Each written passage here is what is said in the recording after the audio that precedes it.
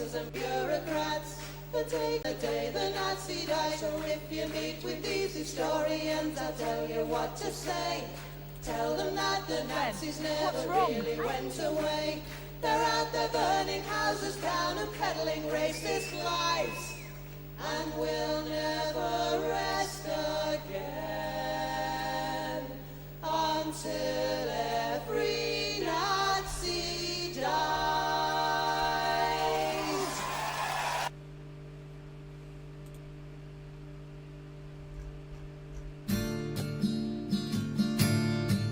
Woke up one morning and there were soldiers. Oh, bella ciao, bella ciao, bella ciao, ciao, ciao. Woke up one morning and there were soldiers. The invasion had begun. Lend me your shoulder, we'll stand together. Oh, bella ciao, bella ciao, bella ciao, ciao, ciao. Lend me your shoulder, we'll stand together. But I feel my time has come, and if I die here, no resistance. Oh, bella ciao, bella ciao, bella ciao, ciao, ciao. And if I die here for the resistance, you must lay me in my grave among the flowers upon the mountain. Oh, bella ciao, bella ciao, bella ciao, ciao, ciao. Among the flowers upon the mountain, let me rest among the brave. Someday the people will pick the flowers. Oh, bella ciao, bella ciao, bella ciao, ciao, ciao. Someday the people will pick the flowers, and they will remember my name. This is the flower of the resistance. Oh, bella ciao, bella ciao, bella ciao, ciao, ciao. This is the flower of the resistance, and those who died for liberty. This is the flower of the resistance. Oh, bella ciao, bella ciao, bella ciao, ciao, ciao. This is the flower of the resistance, and those who died for liberty. This is the flower of our resistance, and those who died for liberty.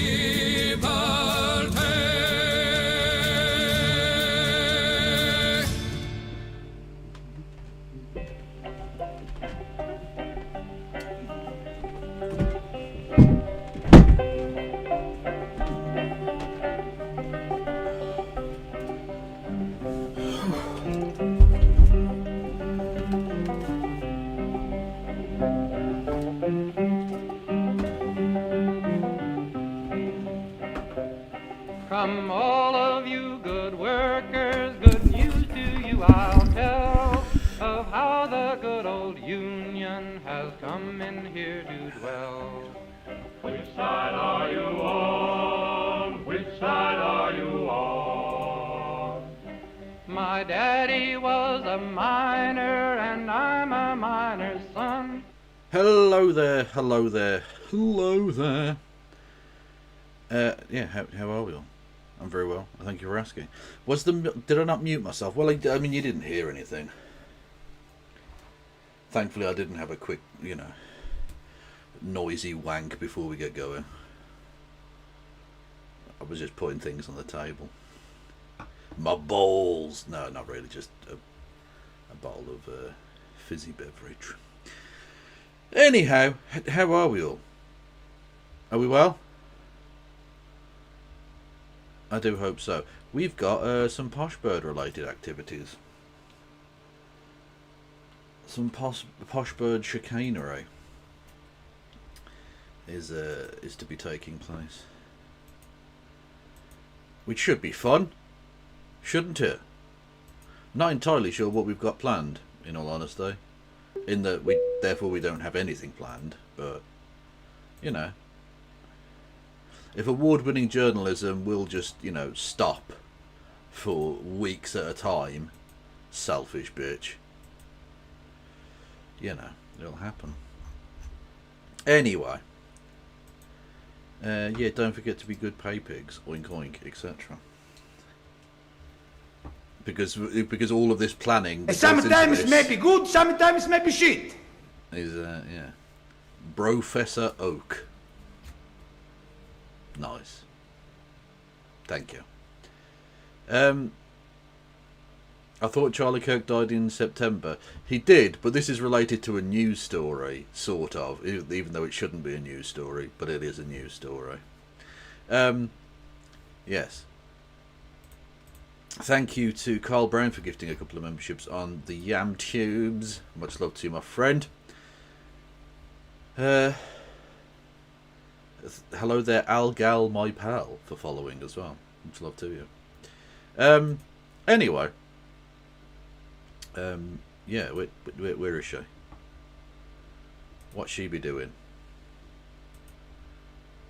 You know, I sent her the link to the Google Meet like 10 seconds ago, so she should have responded immediately. That's how it works. I can be several minutes late, but she has to respond straight away.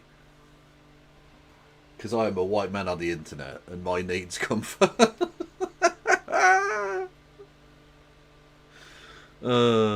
Funny. Tell you what was funny. The Villa getting done 4-0. Pricks. Sometimes maybe good, sometimes maybe shit.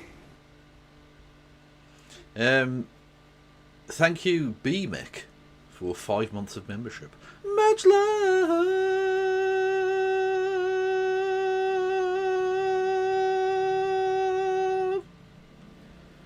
I got pipes. Got pipes for days.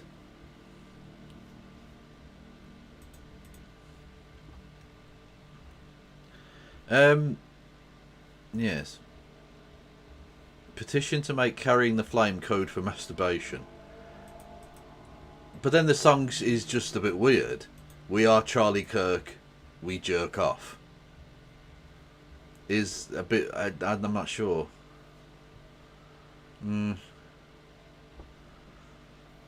Send all the billionaire, oligarch, robber barons, fascists, maggots, chuds and rightoids to Mars forever. No comment. I got no comment to make on that. That would be technically illegal or some shit. You gotta be careful. The UK is a cesspit right now. You can't say anything. Carrying the flame can mean having an erection. Well, trust me, Charlie Kirk definitely, you know, when it happened, I was carrying a raging flame. Holy shit. Like a fucking broom handle, mate. Like a rolling pin.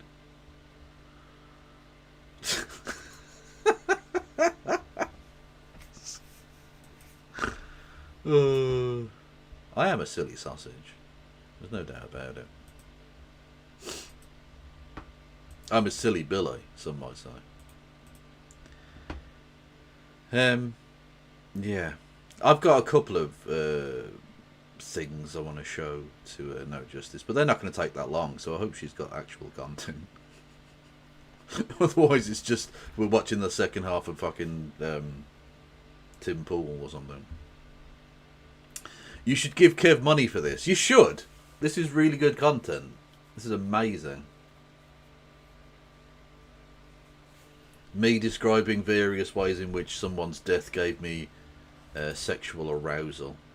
Indeed, sexual climax.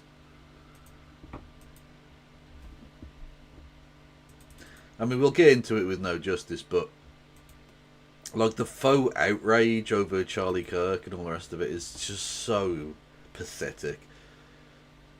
When they briefly remember, oh, we're supposed to be pro-life, as opposed to the rest of the time when they're like, oh, migrants should be gone down in the water. George Floyd deserved it. You know, all of that shit. But then all of a sudden it's, oh, Anne Widdecombe's dead. You need to be respectful. Suck a dick.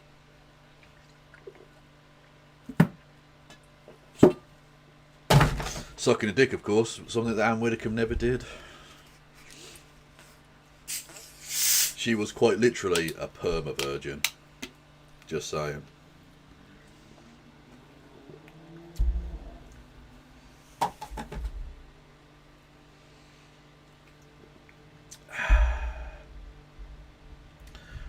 I do like a cold beverage. It's so soothing.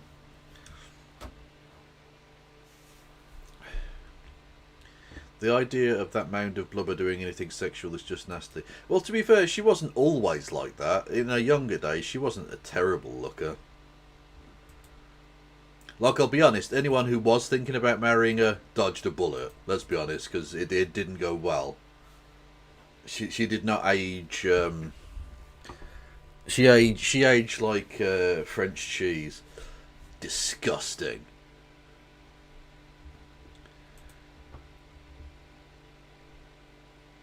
It must have sealed up by the end. Oh, Jesus Christ.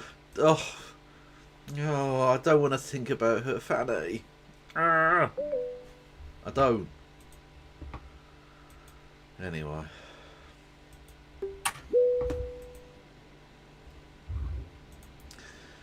No, Justice, what are your thoughts on Ad Widdicombe's Fanny? I have no opinion. I do not have an opinion. Well, that's a shame, because that's been a big topic of discussion in my show. Oh, well, clearly I've been missing out. You have? Well, and so was she. Just saying. True. Yes. Well, you can. I mean, at least we can carry the flame. We can and will carry the flame. Yes. And are currently carrying the flame. Yes. Indeed so, indeed. Yeah. How have you been? Yeah, not too bad. Just been out today. Just going to chill out, do some editing. And now we're back home to stream. How about you? Yeah. Just watching football and that. Really, really boring. Although I saw Hull City one, which is the only thing that is relevant to me with football. But well, yeah, literally. Yeah, the Villa got done 4-0, which did make me smile. Yeah, Bangladesh returning to form. It's been a topsy-turvy series, isn't it? Beat Australia, amazing result. I mean, they dominated that game and then got bowled out for 64 and 95. Lost by inside 2 days. Well done, lads. It literally reminds me of, like, remember that series with the England-Pakistan series with the cheating with the yes, I the do. Yes. And like how there was that test at the Oval where Azhar Ali scored 94 and it was a real long game, and then every other test match Pakistan got fucking obliterated. True, and I did look. This isn't relevant, I suppose. He's retired now, but Stuart Broad's century shouldn't count because A, it happened in that game, and B, he got to a century with 4 overthrows from the bowler. Like. That's not really it is still technically a test match century, but like asterisks. You know what I'm saying? I mean, true, but it does mean that he, a bowler, has a higher test score than his dad, Chris Broad, the opening batsman. True. Well, he was significantly better than his father. Let's just be honest. That is also true. You know, that's like rarely does the sequel beat the prequel, but it did on this particular occasion. True. Yeah. Anyway, right. Okay, look, it would be remiss of me not to ask. This is a thing to which you can respond with either a full-throated answer that you actually believe, or you can tell me to fuck off, or anything in between. But I've got to ask it. Okay. How's things been at Navarra this week? I mean, I guess things have been up in the air. Is probably how I would put it. Of course, there's been discourse, shall we say? But there's been a little bit of discourse. Yeah. I mean, it's given me loads of hot slots to be able to host the show, though, so I'll take it. Well, that is true. I mean, you are super sub, and that's what. It's a role on the team. It's a beautiful thing. Yeah. I'm good PR because everyone likes me. You are good PR. People do like you. You're very fucking good. And you tick a couple of boxes. Come on now. Let's not... I'm the diversity hire. It's true. You are... I've quite literally been DEI hired. Well, not literally, because you're actually very good at it, regardless of any true. gender-related nonsense. But it doesn't hurt, I guess. That's true. That's true. If only you were black and disabled. You'd be the ultimate. It would be perfect. But no, you selfish literally. bitch. You decided not to be those things. Anyway, no. Actually, we're going to wake up as Rachel Dolezal tomorrow. Well, exactly. Literally.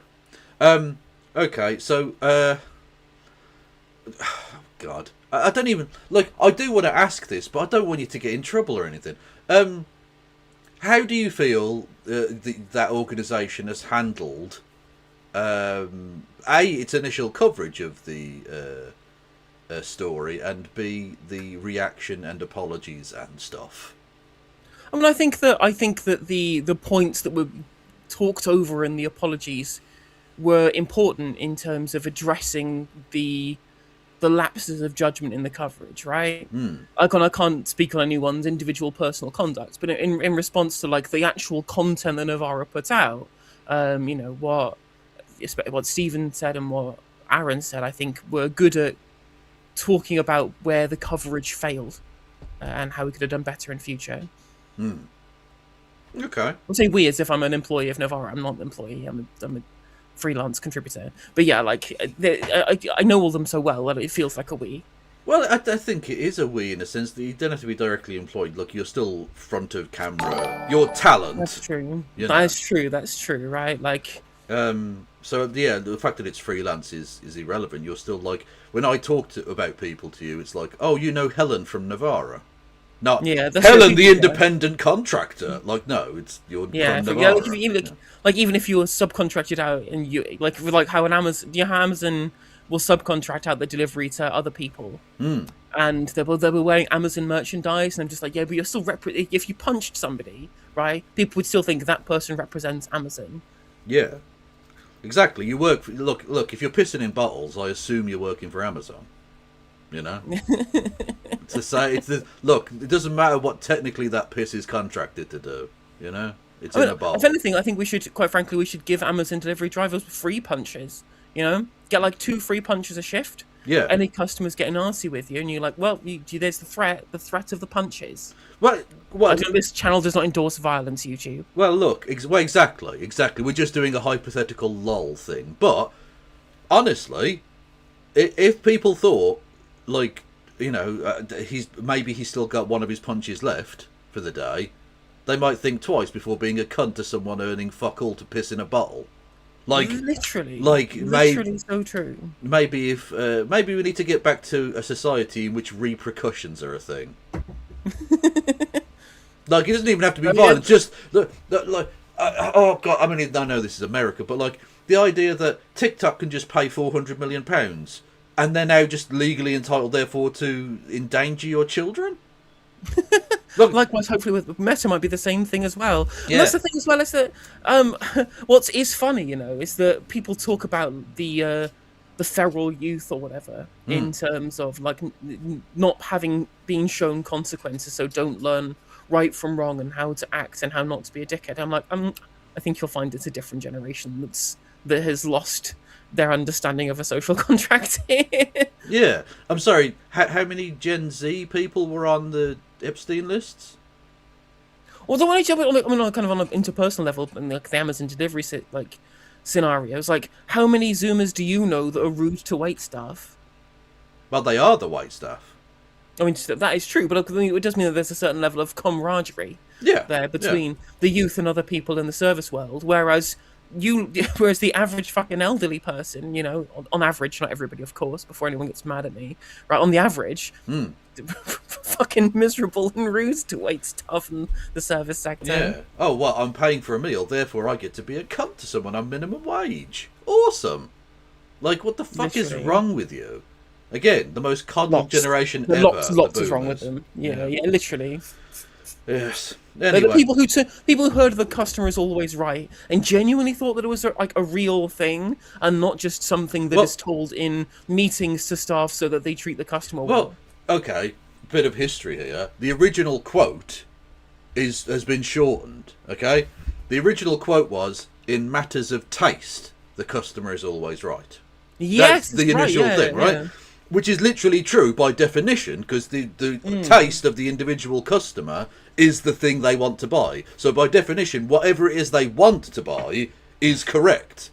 Even if you don't stock it, You should stock it. That's the point, right? In matters of taste, 100%. you have to apply to all of the people because they are right. They're the ones with the money who want to buy And the thing. because you want to sell them shit, right? Yeah, it's not like what. So the customer's always right. What about if he gets up on the conveyor belt and takes a shit in front of everyone? Oh, he's also right doing that, is it? No, obviously not. As long as he's purchased merchandise, he can do all the shitting he wants. Yeah. I mean, I often walk around with my cock and balls out in the middle of Sainsbury's, but I'm always right, chat. Like, it's ridiculous. Come on. Yeah. Anyway. Yeah, 100%. I tell you what, I was kind of struggling to look for content, and then something blessed my social media feed, which I think might be worth going through today. What is that then? So, do you remember in the run up to the 2017 general election, Kevin, when the Daily Mail published fan fiction about a future Corbyn premiership in this country? Oh, is this the Zach Polanski's prime minister? The economy's tanking nicely. It is indeed, yes. Oh, yes. The right wing. Well, as a lead into that, right? So the right wing have always had this thing where they have to make up scenarios and get mad about that because it isn't really happening. Because if it was happening, they could show you examples of it. So they have to make up their own version of it. Well, that's become even more commonplace. Yeah. It's become even more commonplace nowadays because of AI, where writers will post an AI video of a thing that they think is happening. Go, wouldn't it be crazy if this happened? I'm like, well, it's not happened because if you did, you'd have real footage. Well, here we go. You've preempted me on this. I'm a fan of like trawling through right wing shite online. And they're like what they think is comedy is always good, but this one is meant to be, I think, sort of serious in a way, and it's the most horrific AI boomer slop ever. And I am going to inflict it on you and your audience. Okay. So I mean, just bear that in mind. Yeah, bear in mind this is the kind of thing that we're building massive data centers using huge amounts of energy and water so that dickheads can produce utter rubbish. I think we could be using that to be able to get videos of Will Smith eating spaghetti. True. Ben, what's wrong? I got sent home from school because I said I'm not eating their bloody halal meat. What the hell has happened to Britain? That never happened. Yeah, it didn't. No. It's rubbish. Ben, how old are you? Why are you working? Also, why are all the children called Ben? And also, like, hang on a minute, the kids working in Starbucks, child labour, like, are they thinking this is some kind of like libertarian dystopia? Thanks to Labour, I'll be working until I'm 100, so might as well start now.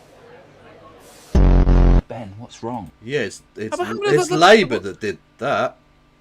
The one with the Workers' Rights Act. And like, who's been in government for the last like 20 years?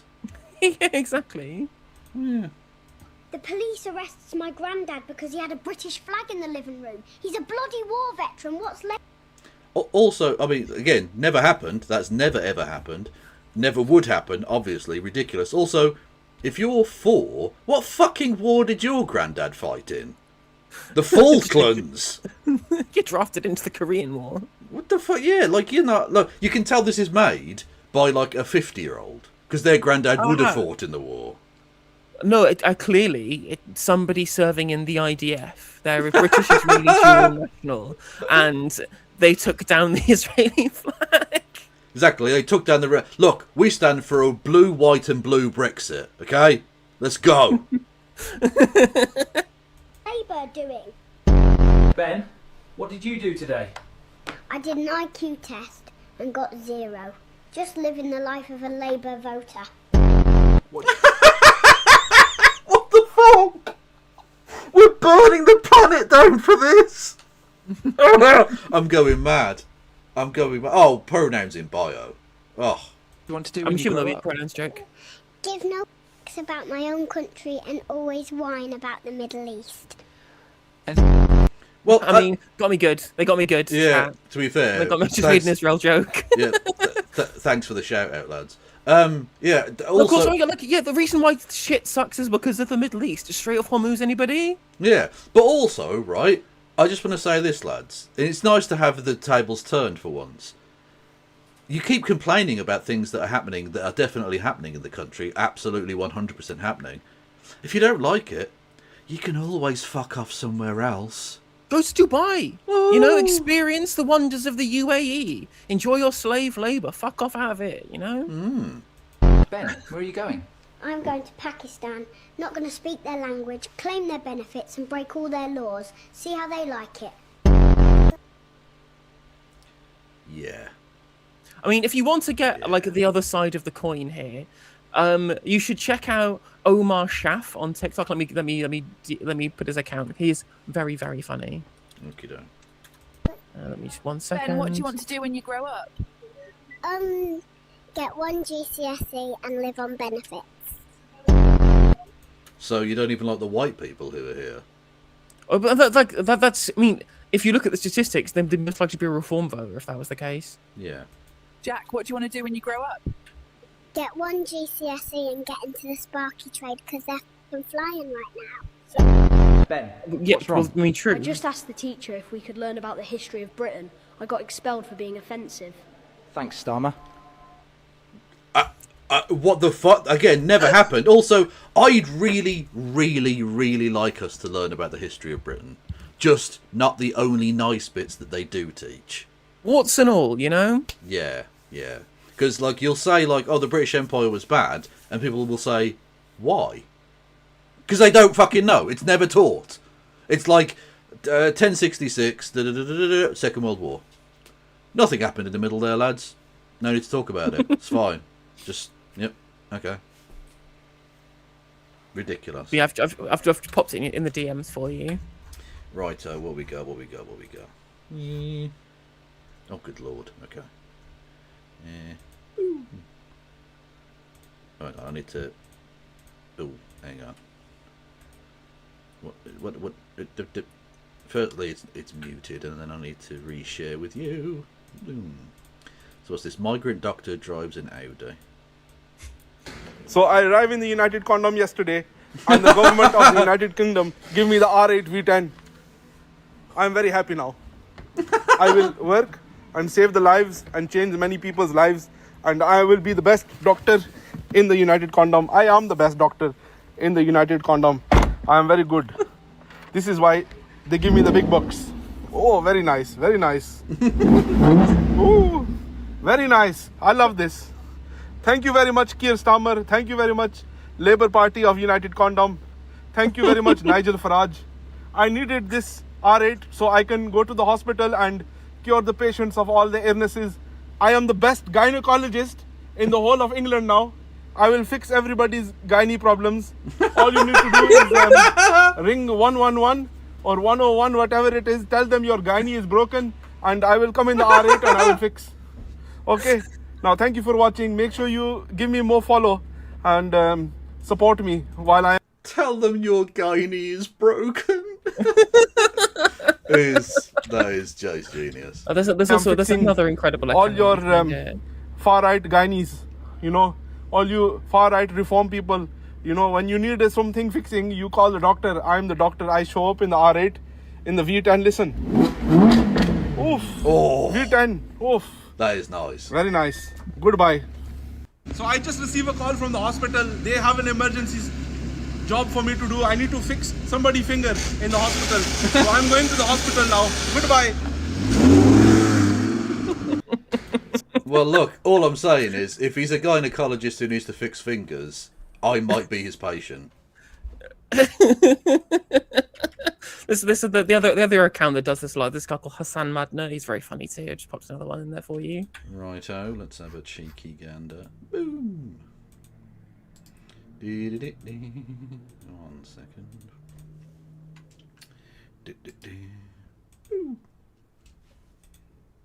Hey, my dinghy, me and my friend, we're riding all the way. We are nearly at the shore. So nearly there. We are coming to take all your benefits. All of it. I'm getting my 5-star hotel ready already.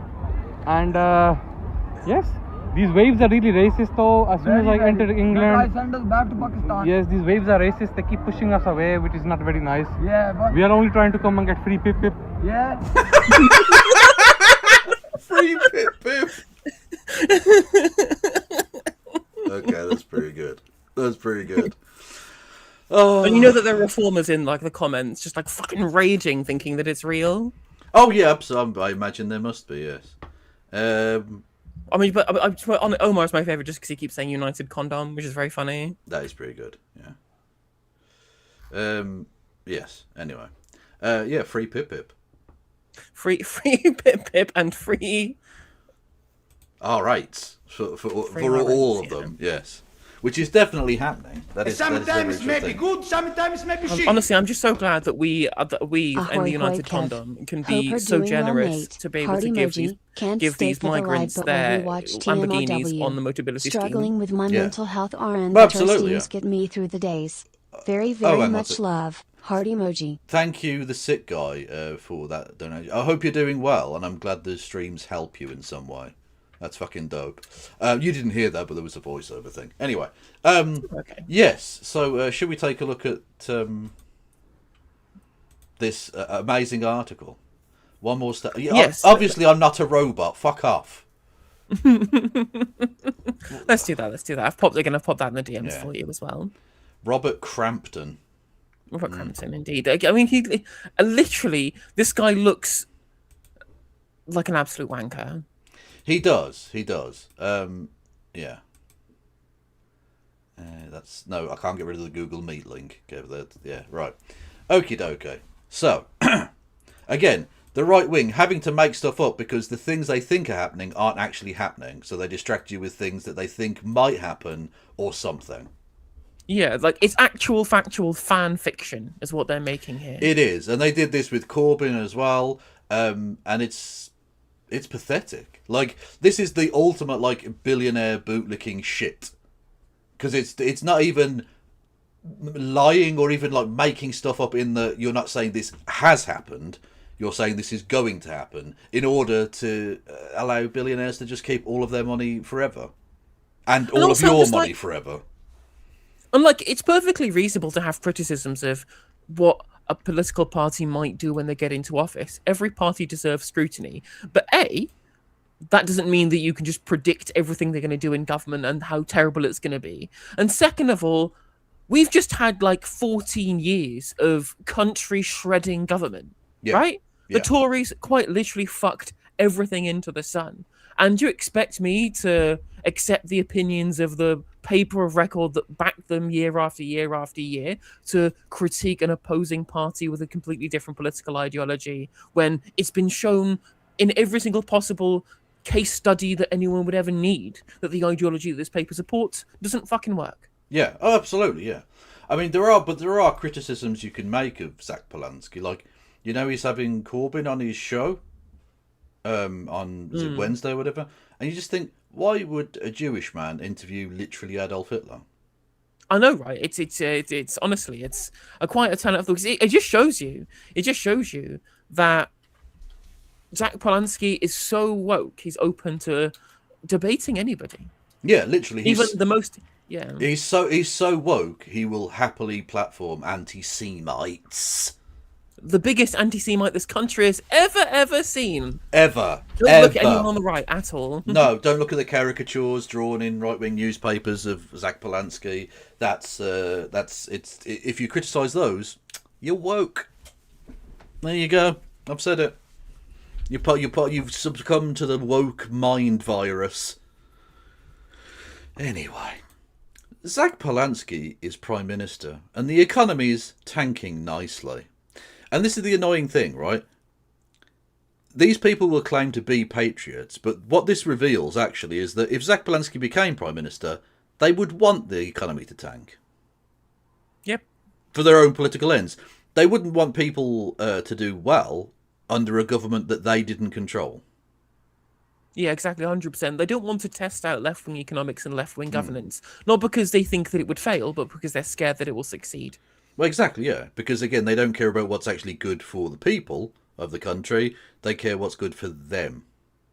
Well, That's especially it. when they are especially when they're quite literally cum rags for the Murdoch Empire. Oh, absolutely, yeah. Completely and utterly.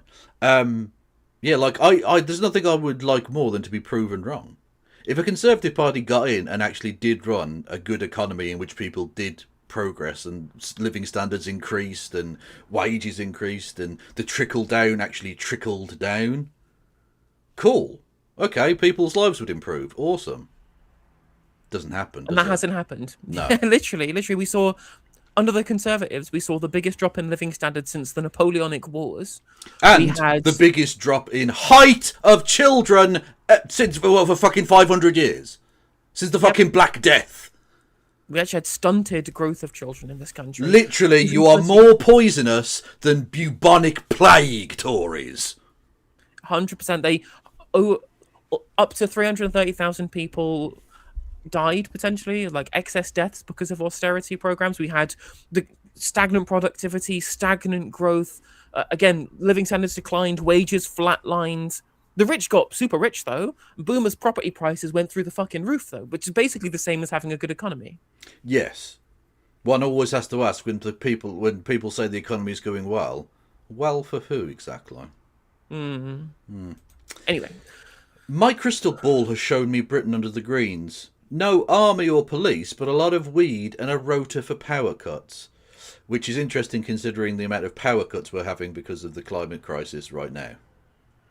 Yeah, like, if anything, the thing that's going to be detrimental to our current energy mix is the closure of the Strait of Hormuz, because we are entirely dependent on fossil fuel imports to be able to have a functioning electric grid, and indeed to be able to heat lots of homes in this country. We need gas as well as oil and gas to be able to power the electricity grid. Again, just to show you, like, people might say that when I showed that AI boomer slop thing earlier, that I was being facetious, that the right wing don't actually believe that. That's just a few cranks.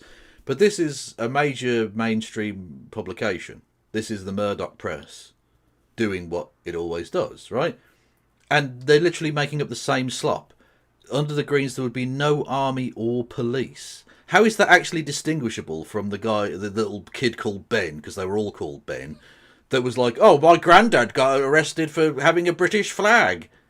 It's bollocks. What the fuck is this? It's the journalistic equivalent of those posts that used to go around Facebook in 2017 with people going, these brave soldiers were told they couldn't fly the flag because it would offend Muslims. Share if you agree. Yeah. And I was just like, this is a disgrace. Yeah, literally, yeah. Unbelievable. That is the intellectual level that the paper of record, allegedly, has been reduced to. True, but it's like a lot of things. The modern conservatism needs to stop using these old phrases. It may once have been the paper of record. It's now a Murdoch cumsock. Yeah. That's all it is. In the same way that the GOP needs to stop calling itself the party of Lincoln, when it's actually the party of the slavers now. It's the MAGA party. Yeah. Conservatives don't conserve, they destroy. You know, it's... Exactly. I mean, just look at their approach to the climate crisis. True. Even Tim Stanley was calling them out. Wow. Tim Stanley. Yeah. I know, right? It's getting to quite a turnout for the books. Anyway, it's August 2036, and thanks in large part to Labour's tragically misguided... I'll start that whole fucking thing again, chat, sorry. It's August 2036, and thanks in large part to Labour's tragically misguided decision to extend the franchise to 16-year-olds for the 2029 election, the Greens have been in office in Westminster for the last 7 years. Fuck yes, bitches. Oh no, they let the British people decide things. No! And again, like, these are the same people who have continually gotten elected over and over and over again off the votes of people whose brains literally cannot function anymore. Yeah, literally. If you banned people over the age of 60 voting, we'd have... it would basically be the Lionel Hutz imagining of a world without lawyers. It would just be everyone would be chill and happy. Yeah, again... It's ridiculous in fact that they continually try and rag on the idea that 16-year-olds being given the vote would have this catastrophic effect on the electorate. Very few of them say that they would vote. Yeah. Like, only 30% of them would actually go out to the polls based upon the polling that was done by JL Partners about this specific issue. Yep. Ruling at first in coalition with Scottish, Welsh and Gaza nationalists... Yeah, the nation of Gaza, that thing that exists. Yeah, can we get some GNs in chat for the Gaza nationalists? What? Prime Minister Zach Polanski has enjoyed an overall majority since calling a snap election in 2031, the first at which those aged 8 or over were able to vote.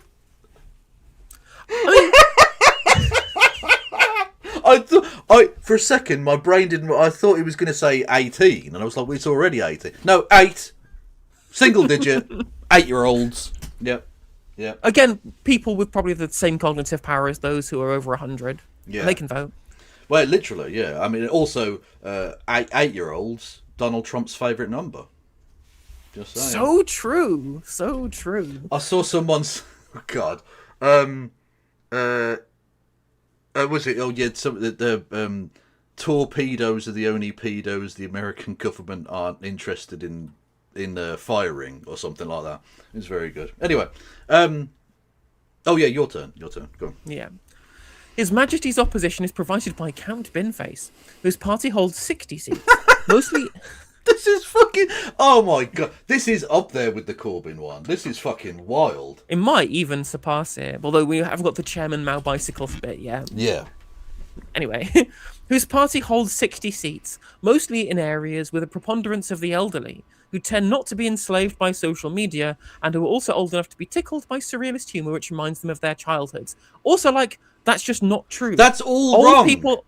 Literally, the elderly in this country have actually had their brains poisoned by social media. Literally, an entire generation of people who told us, don't believe stuff you see on TV, you can't trust that, were literally converted to fascism because of minion-based memes on Facebook. And AI videos, bless my granddad, I love him, but he literally thinks that the AI videos of, dogs saving people from ridiculous situations are real on Facebook.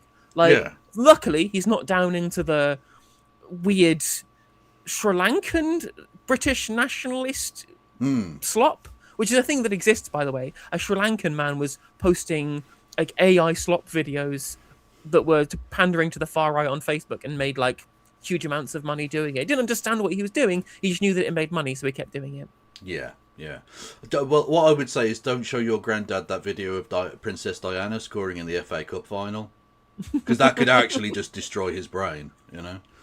And on top of this, surrealist humour is not the kind of humour that was popular in the childhoods of the people who are old today. Yeah. It was mostly, Bernard Manning. Well, literally, yeah. Also, why is it that the preponderance of the elderly are voting for Binface when we literally had an election where Nigel Farage got back in because old racist white people voted for him and everyone else voted for Binface? Yeah. At least make up a plausible thing. I know you're trying to scare your stupid audience, but why not make it vaguely believable? I mean, it's not even good satire, right? No. As a trans person, I get loads of people who make terrible, terrible jokes about my demographic, right? And I'm not opposed to jokes. The existence of trans people is quite funny when you think about the mechanics of it, what you have to go through. There are plenty of funny jokes about trans people, and nobody makes any of them, Yeah. At least give me good jokes. This isn't good satire. It's terrible. It's not funny. Well, wake up. You may be over 60. And therefore, come the revolution, I'm sorry, lad, but you'll get in the pillow of mercy. I'm just saying it has to happen. I don't make the rules, except I've totally just made that rule. But come on now. Sergey Meerkat in chat says, "I'm a boomer and I hate social media and I'm right-wing nut jobs. Am I unwell? No, you're the sane boomer." And I say there is a good 25% if you look at current polling who don't vote for Reform or the Tories. Yeah. So there are plenty of boomers out there who aren't idiots. But it's just a lot of them. The definitive take on it is obviously in every demographic there are going to be good people. Of course there are. But you look at the numbers and it's absolutely undeniable there is an age-related thing to this. People over the age of 50 would happily vote for fucking Hitler in Hitler in blackface or something, right? Whereas everyone under that age tends to vote for, at the very least, kind of liberally or lefty parties. If you look at every piece of data on polling about, not just parties, but attitudes, everything is more right the older they get. Now that's not continuing, so it's been that right wing thing is getting smaller and smaller as that cohort begins to die off. And Conservatives haven't worked that out yet, I don't think. Or if they have, they're not really trying to fix it. But there we go. The merged Tory, Labour and Liberal Party has 11 seats. Reform has 0, having never recovered from Nigel Farage's twin eulogies at the funerals of both Vladimir Putin and Donald Trump. What in the fuck is that supposed to be? I mean, this must be coming from like some kind of shit lib, you know? Yeah. Because again, whilst I understand the joke here, I'm sure Nigel Farage would be present at Donald Trump's funeral. Those two people are very good friends, shall we say. But like, it's real kind of Russiagate stuff to imply that Nigel Farage, despite, you know, loads of people in Reform having curious links to Russia. Well, and their former leader in Wales literally being in prison for being a Russian asset. Yeah. So yeah, like you know, maybe.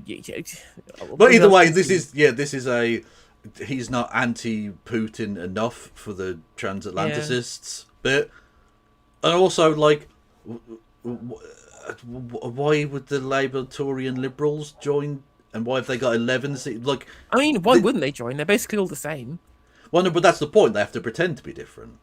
It wouldn't work as a strategy at all.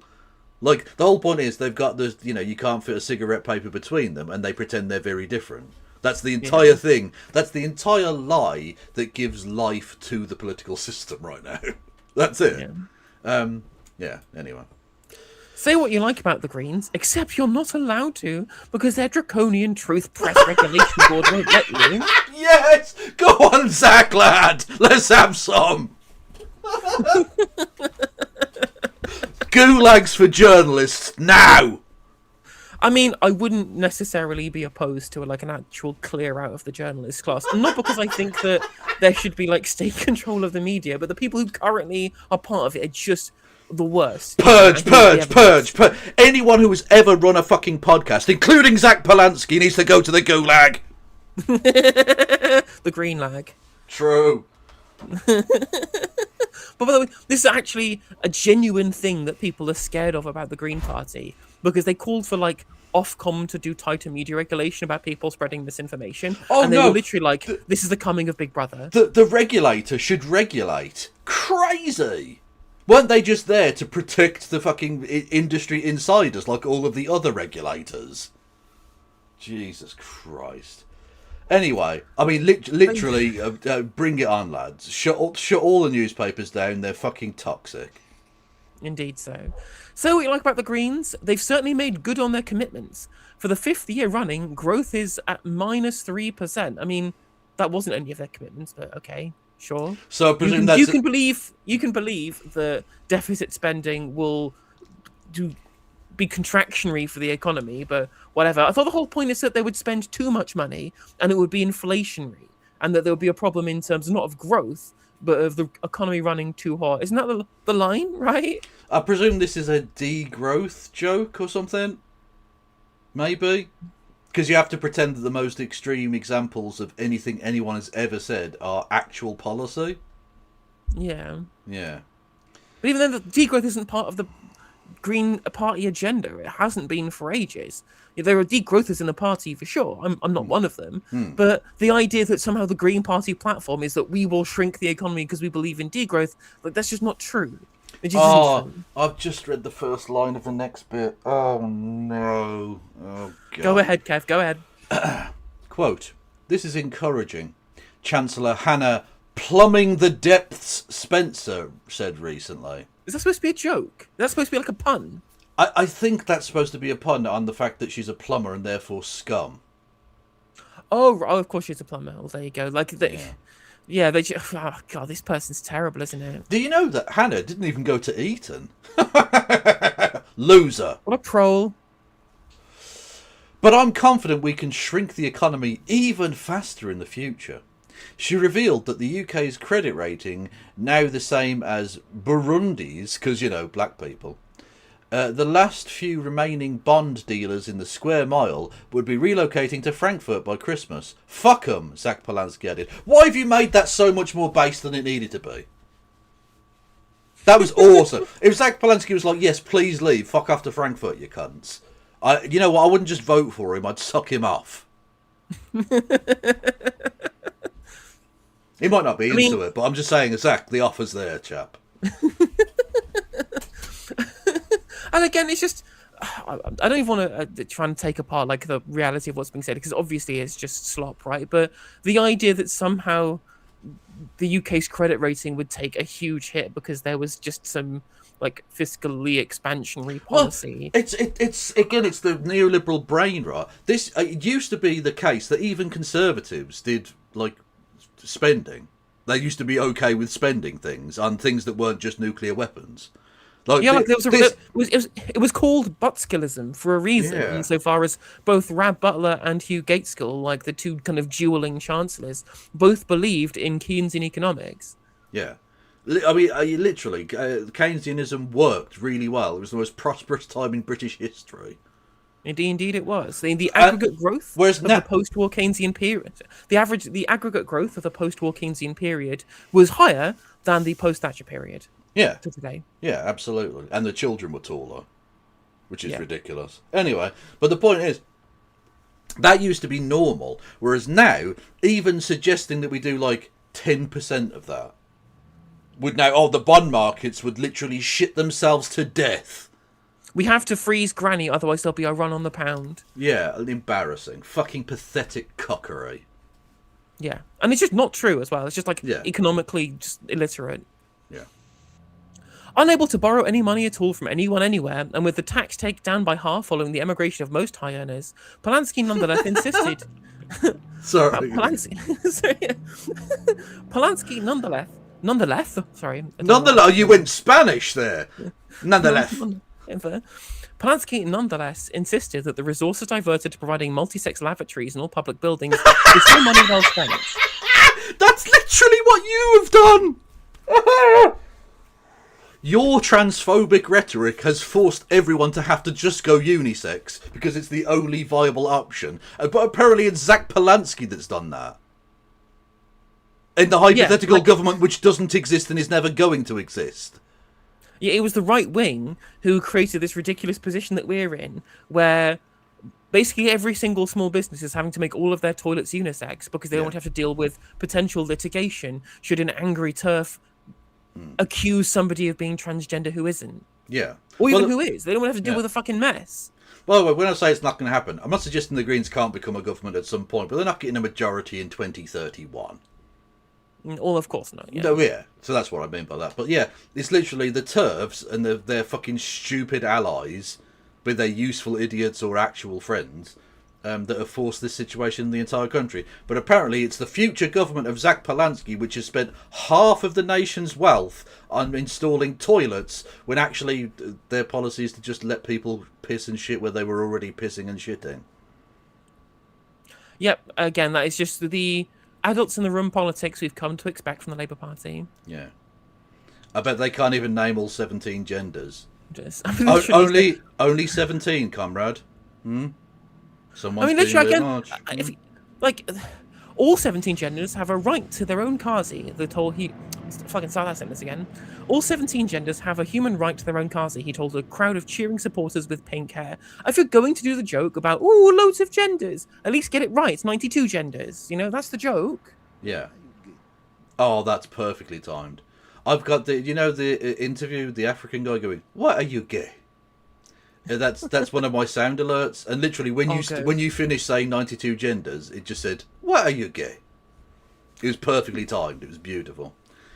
Anyway, yeah. Also, it's not pink hair; it's blue hair. Please, pink hair. Very 2017. Just saying. It's just the level to which the right-wing media treat basically all young people. Because you got to remember, like the Green Party's vote is mostly young people, and a lot of the hatred that people have that they point towards the left or cultural liberalism, it's just young people.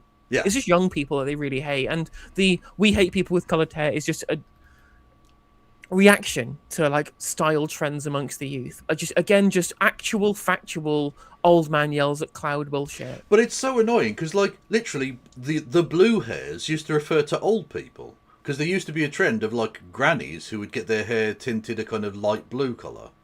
Like the silver blue colour, yeah. Yeah, but now it's a young people thing also. Like, what the fuck? I suppose because those old blue hairs died off. and they've been replaced by worse old people. Awesome. Anyway. Polanski's critics from the purist wing of the Greens complained that the expenditure was unnecessary given how many people were now simply using the deserted, weed-filled streets to perform bodily functions. You know that really scary thing that you should definitely be scared of? Marijuana. I mean, given that it's an incredibly popular policy from the Green Party, right? The biggest video of Zach Polanski on a news channel was him getting interviewed about legalizing weed, and it was like their most liked Also, what makes you think the streets aren't weed-filled anyway? You can't walk well, down a high skunk, street. Right? Yeah, yeah. Anyway. And again, like, if we just have significantly worse weed smell because it's all like thing that's come through criminal gangs, done like grown illegally or whatever, that's been GM'd to high heavens rather than the actual good stuff, you know? Yeah. Also, I do love when it snows, looking at all the places that are definitely growing weed in the attic. Because you can always tell, because that's the one house on the street with no fucking snow on its roof. Also, just like, I also just object to this idea that suddenly the Green Party would lead to a breakdown in the social contract, as if that hasn't already happened. Again, we have streets covered in graffiti, and not like the fun kind, the antisocial kind, and we have the breakdown in terms of like petty crime and phone theft and whatever it might be. Like transport police have seen an increase in terms of antisocial behavior on trains significantly higher, and the TSSA have been complaining about that kind of stuff. And that's all because of the breakdown in public spending because of austerity from the Conservative Party. Also, this again is Zach not being grown up, okay? Zach Polanski allowing people to piss and shit in the street, that's not grown up. What's grown up, that piss and shit should go in the rivers. Come on now. God, it's so embarrassing. Honestly, leftism destroyed. If it was good enough in the 14th century, one man wearing a loincloth argued, it's good enough now. A loincloth! Yeah, like the Green Party get into office, the entirety of society will collapse, chat. What? So we go back to living in caves under the Greens? Is that what's happening? Who the fuck's wearing a loin? What happened to clothes? It's all part of the degrowth agenda, Kevin. Yeah, you can't have a shirt or trousers anymore. No, loincloth. Because of woke. Yeah, he has to be grown out of renewable hemp as well. See, we're better at these jokes than he is. Yeah, because we actually understand something to do with the culture, whereas this is just a guy going, weed and Russia, I'm scared. Anyway, the rusting hulks of abandoned cars and vans who have proved popular as makeshift urinals, especially those located near the vast tent and cardboard cities that fill most city parks. Is this a third fucking paragraph about toilets? Yes. Gee, what the fuck, man?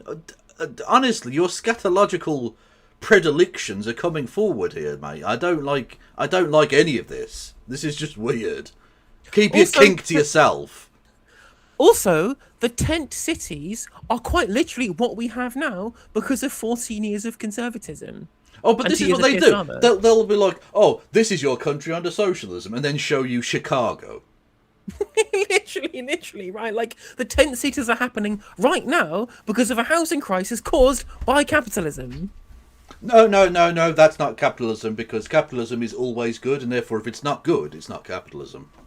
Literally. Real capitalism's never been tried, chat. Exactly. But we will give capitalism credit for raising billions of people out of poverty, and not the fact that it was actually the IMF pretending that poverty was having less money than you already had anyway. Well, the thing is, right, is they can't have it both ways. They have to contend with the fact that capitalism supposedly raised all those people out of poverty, or they have to contend with the fact that the biggest country in terms of raising people out of poverty is the People's Republic of China. Literally. Also, and that literally happened. The IMF raised, like, was it something like 1.7 billion people out of quote-unquote extreme poverty at the stroke of a pen. Because they just decided instead of it being earning less than $2.10, it was $1.05 a day. George Osborne did the same thing here as well. Yeah. If you just pretend that poverty is different, less people are poor. Brilliant. Well done, lads. I wonder why people... when Marx wrote that capitalism creates its own gravediggers, I bet even he rolls his eyes at shit like this. He must have. These camps, which the press is forbidden to enter... Sorry, I'll start that again. These camps, which the press is forbidden to refer to as shanties, favelas... Hang on. I thought you didn't want the press going into camps. Now all of a sudden you want them going into camps. Choose! Anyway, these camps, which the press is forbidden to refer to as shanties, favelas, barrios, or ghettos, have proliferated in the 3 years since it became illegal to make a profit as a private landlord or developer, reducing supply by 97%. I mean, we quite literally promised to build loads of council houses. It's in the manifesto. Yeah, and Count Binface is the opposition, so he's going to build one of them, and then we've just got to build the rest of them. But it's fine, yeah. Yeah, good. And it's also like people are in tent cities right now because of private landlords. Also, like, what do you think the private landlord is going to do in that situation?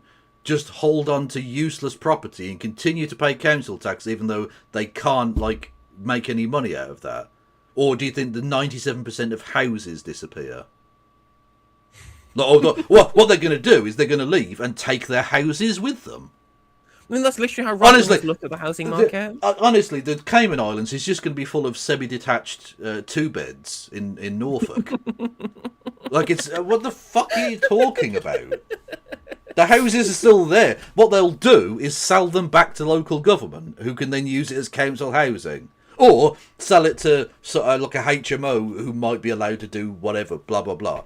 The housing doesn't fucking stop existing, you dumb bastards. Oh, anyway, go on. I mean, it is actually quite impressive how much they've managed to not understand the policy, get the economics wrong, and also be very unfunny all at the same time. Yeah, the unfunniness is the most insulting bit. Like, right-wingers not understanding things is just to be, yeah. But, like, you can still do jokes. But this is just... Yeah, comedy is legal on Twitter. It is. Comedy. There is no shortage, Polanski insisted. You can always live on a houseboat. You see, because he lives on a houseboat, which is bad. Cool. Green plans to increase council housing provision, founded on a lack of funds, having delivered on their pledge to phase out the use of bailiffs to collect council house debts. 84% of tenants promptly stopped paying rent. Oh, jeez. Well, unless we get... Look, the only way we can ever get the poor to do anything is by absolutely brutalising them. Yeah, it's not like, you know, there might be a newly developed social contract if the government did things in the interest of people for once.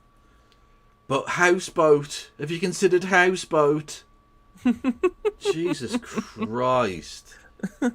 Honestly, this is fucking... This is actually... This is just a posh person's version of that boomer AI shit. This is, they're arresting people for putting up flags, but, like, with fancier words. Yeah, literally, it's just a Facebook boomer slot post. Yeah. This is journalism in 2026, everyone. Absolutely. In the paper of record, no less. Honestly, you know what? If there's any industry that needs to be replaced with AI because it would be indistinguishable anyway, British journalists. Literally 100%.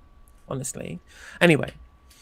Some say the camps are a breeding ground for crime and disease, especially since the Greens made good on their 2026 manifesto promise for funding to be diverted away from the police, and also to move away from punitive measures on fly tipping and littering. I thought they were the Green Party. You thought the one thing that they would want to be able to spend money on would be cleaning up the country, to be punishing people who despoil the environment. Again, he seems to think that the Green Party are sweeping authoritarians who will crack down on civil liberties, but also wishy-washy, anti-justice libertarians who will allow you to piss and shit everywhere and despoil nature with fucking... Well, it's just to your heart's content. It's almost like an echo from history in that your opponent needs to be both pathetic and weak, but also massively strong and scary at the same time. So true. Yeah. So true. The result of this shift towards prevention and education, one reporter commented before being put in jail, is leading to a return of Victorian rookeries, slums run by thugs and piled high with filth. And again, like, the evidence shows that the opposite of this is true, and that actually fixing things like relative poverty is how you get crime rates to go down, and that the broken windows police system and approach just hasn't worked. Yeah, it literally hasn't worked. In many respects, the institutionalizing of criminality has made the situation significantly worse, actually. But there we go. Yes. In foreign affairs, rumours abound that the Russian North Sea Fleet, based at Lerwick since the UK's withdrawal from NATO... Jesus. So we've definitely withdrawn from NATO, and somehow the Russian Sea Fleet, which essentially doesn't really exist at this point, it's so pathetic. Kevin, if there's no police hang on, or one second, military, one second. how are the Greens' policies being enforced? In his mind. That's a good question. If there are no police or military, how are the Greens' police policies being enforced? Well, exactly. That's why that's why it's like doesn't even make any fucking sense. They're authoritarians, but they don't have any police force. Again, but we that must be works. both weak and strong, you know. Yeah, exactly. Yeah. Anyway, right. Back to the. Oh, anyway, So the Russian North Sea Fleet, which basically is non-existent and wouldn't fucking challenge us in the slightest, would be able to take Lerwick in fucking Scotland without us being in NATO. What? And also, like, I presume they're going to say, oh, well, we got rid of our nukes by 2031 somehow. Also, like, I love how they say it's the newly emboldened. Sorry, the new. So let me. I'm going to go further into the sentence. So, yeah, the Russian North Sea Fleet, based at Lerwick since the UK's withdrawal from NATO, emboldened the newly rebranded Red Navy. You seem to think that Russia has gone communist in this post-Putin world. Yep. That definitely is a thing. This isn't like someone raised in the 80s. No. And they've seized the Shetlands. It's now planning to advance to Scapa Flow. It would Scapa Flow. But yeah, the Shetlands. Well done to the Shetlands on joining a decent nation. Bravo. You're welcome. Sorry, what I think you mean the Shetland Soviet Socialist Republic. Well, it's been thoroughly denazified. Thankfully. 100%. Special military operation, everything. The former Royal Navy stronghold is now defended by 2 dinghies and a platoon of Marines who aren't allowed to carry guns that don't meet the strict new limits on noise and smoke pollution. They're getting woke about the guns. This is fucking amazing. Oh my god. This is literally just like an animal. This is an animated AI of a bulldog crying over a British flag that's being trampled on by a brown person. This is that meme, but as quote-unquote journalism. Yeah. Unbelievable. So dumb. And again, it's worth pointing out, by the way, that there is no Green Party plan to disband the army. In fact, the whole point, as Adrian Ramsey pointed out on Question Time during the 2024 election, of scrapping Trident is to invest more in conventional defence. Yeah. Anyway. Everyone just needs to chill, said the Foreign Secretary, drawing on a massive spliff in his grandiose office in King Charles Street. You know what? That would be awesome. If the Foreign Secretary, rather than going, you know what we need to do? Bomb the fuck out of Syria or Iran, let me just spark up, lads. Everyone just needs to chill. You know what? I'm voting Green. They've convinced me, lads. On top of this, why would Russia attack us? If we're out of NATO, surely their whole position against us would be lessened, right? Again, people seem to think that every single other country is out to get us specifically because of who we are, right? Like the 2000s terrorist panic of they hate us because they ain't us, right? They ain't us, yeah. Yeah, they hate our freedom. They hate everything we stand for. I guarantee that if we stopped being belligerent and getting our fucking beak into other people's business, people wouldn't give a shit. Also, I love the fact that they'll say, "Oh, they hate us because we're free," when they're arresting people for protesting.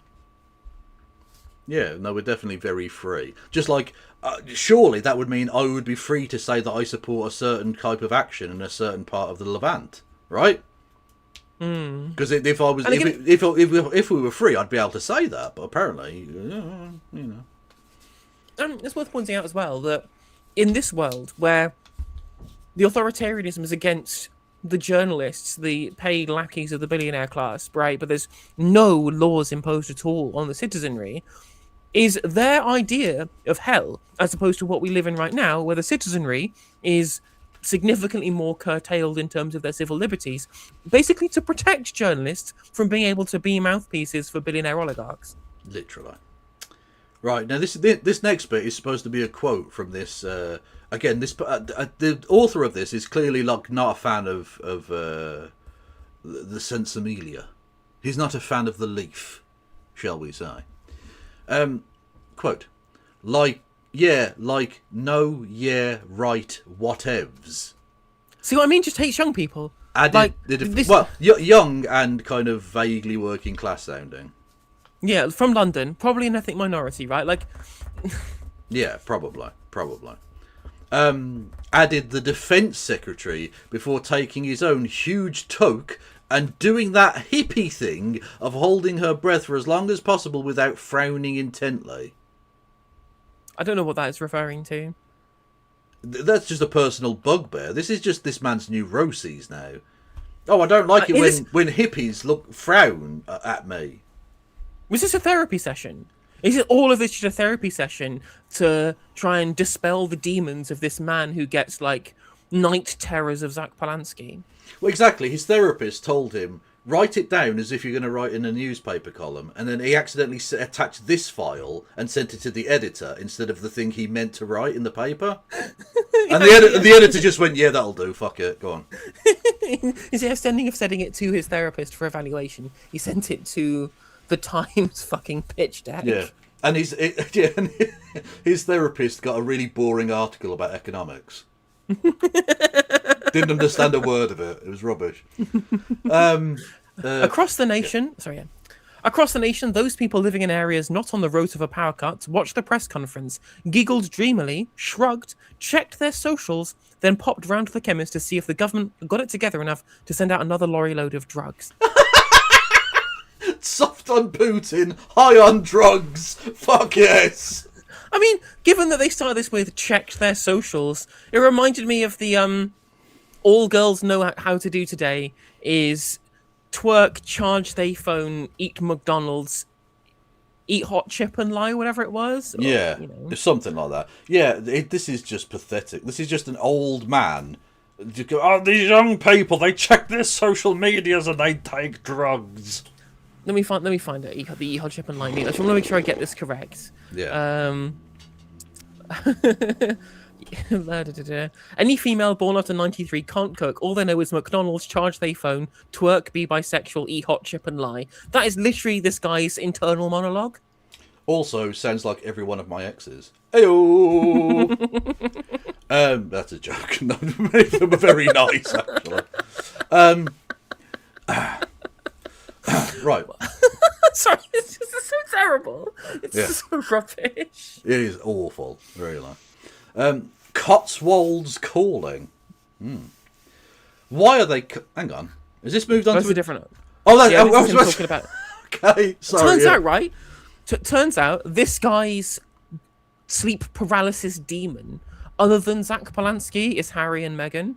But it seems to be the case that every single journalist in this country has a neurotic obsession with both Zach Polanski and Harry and Meghan, right? Like, it's incredible that he must actually go into his therapy sessions and genuinely, like, cry into his pillow about how he's tormented by, like, astrally projecting Harry and Meghan, Harambe the gorilla, Captain Tom and Zach Polanski, all, like, in, like, that scene where they're all, like, Krusty the Clown in the enclosed box, or whatever it is, like, getting and just like rocking backwards and forwards. Exactly, it's like the right wing version of what they think like the leftist Avengers are, or something.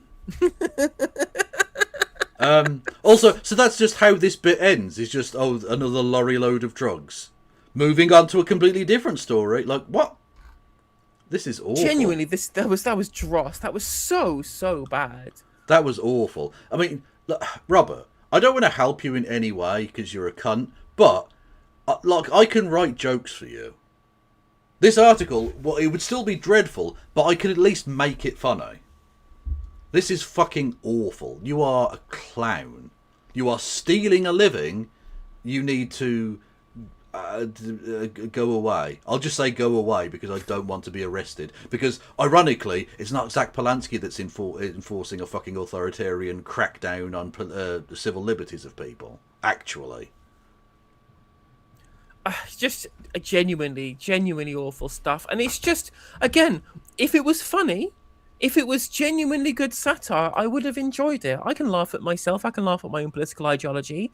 And it just wasn't that. It was just, haha, did you know that the Greens are hippies who don't like landlords and like drugs and want to abolish the army? And I'm just like, a 5-year-old could have written this. Yeah, this is fucking tragic. It's really tragic. Really pathetic stuff, yeah. Really pathetic, yeah, 100%. Also, thank you, V-Man, for the $10. Sorry that it took me so long to get to your super chat as we were going through the article there. Do your nation's far-right political groups co-opt authoritarian symbols? In Puerto Rico, our right-wing party uses the same symbol as Dominican dictator Rafael Trujillo. I don't think we've had... I think we've had some parties sort of look very... Oh, no, actually, that's a lie. UKIP had an iron cross. Yeah, UKIP had an iron cross. I mean, back in the day, you had like the BUF that had like the red and black colour scheme thing from the Nazis. Obviously, you get unapologetic like neo-Nazis who will just use the swastika, but that's just a kind of universal far right thing, isn't it? Which is annoying because actually it's a Buddhist symbol, but whatever. Also, interestingly, on the basis of it being a Buddhist symbol, did you know there's a swastika in a tube station platform? I'm not surprised. Yeah, but again, it's not a Nazi thing. It's a Buddhist thing that was there before the Nazis. Yeah. Anyway, yeah. That was fuck me, Kevin. Jesus Christ, that was just... What's his name? Well, Robert Crampton. Robert Crampton. Should we do a school check? I feel like a school check is in order. Yeah. We've not done a school check in far too long. True. Yeah, that was. Oh, he's got a Wikipedia page. Okay. Okay, he didn't go to private school, but Oxbridge. He did go to Oxford. Yeah. Yeah, of course he did. Did he study anything worthwhile, or was it PPE or classics? It doesn't even say. The thing is, when he was at secondary school, he was literally involved in CND. Really? He's the actual like fucking spiked career path. Be like a genuine, social campaigner as in your youth, and then try and tell yourself that growing up means abandoning every fucking moral framework that you ever held whilst you were young, because that's what being adult and sensible is. Yeah, and also he's probably a lot richer now than he was back then. Yeah, he attended City University Journalism Department at City University London. Oh, he wrote a book called Beta Male. Oh my god. Oh, well, that sounds like the kind of cancer I would definitely be interested in. Not interested as in I think it would be good. It would be appalling, I'm sure. How to be a beta male. Brilliant bits and bobs about being a bloke. From rom-coms to wrestling and father to fistfights, Robert Crampton's How to Be a Beta Male is a brilliantly funny and sometimes moving insight into being a modern-day bloke. I guess it's another one of those fucking Jeff thingamajiggy.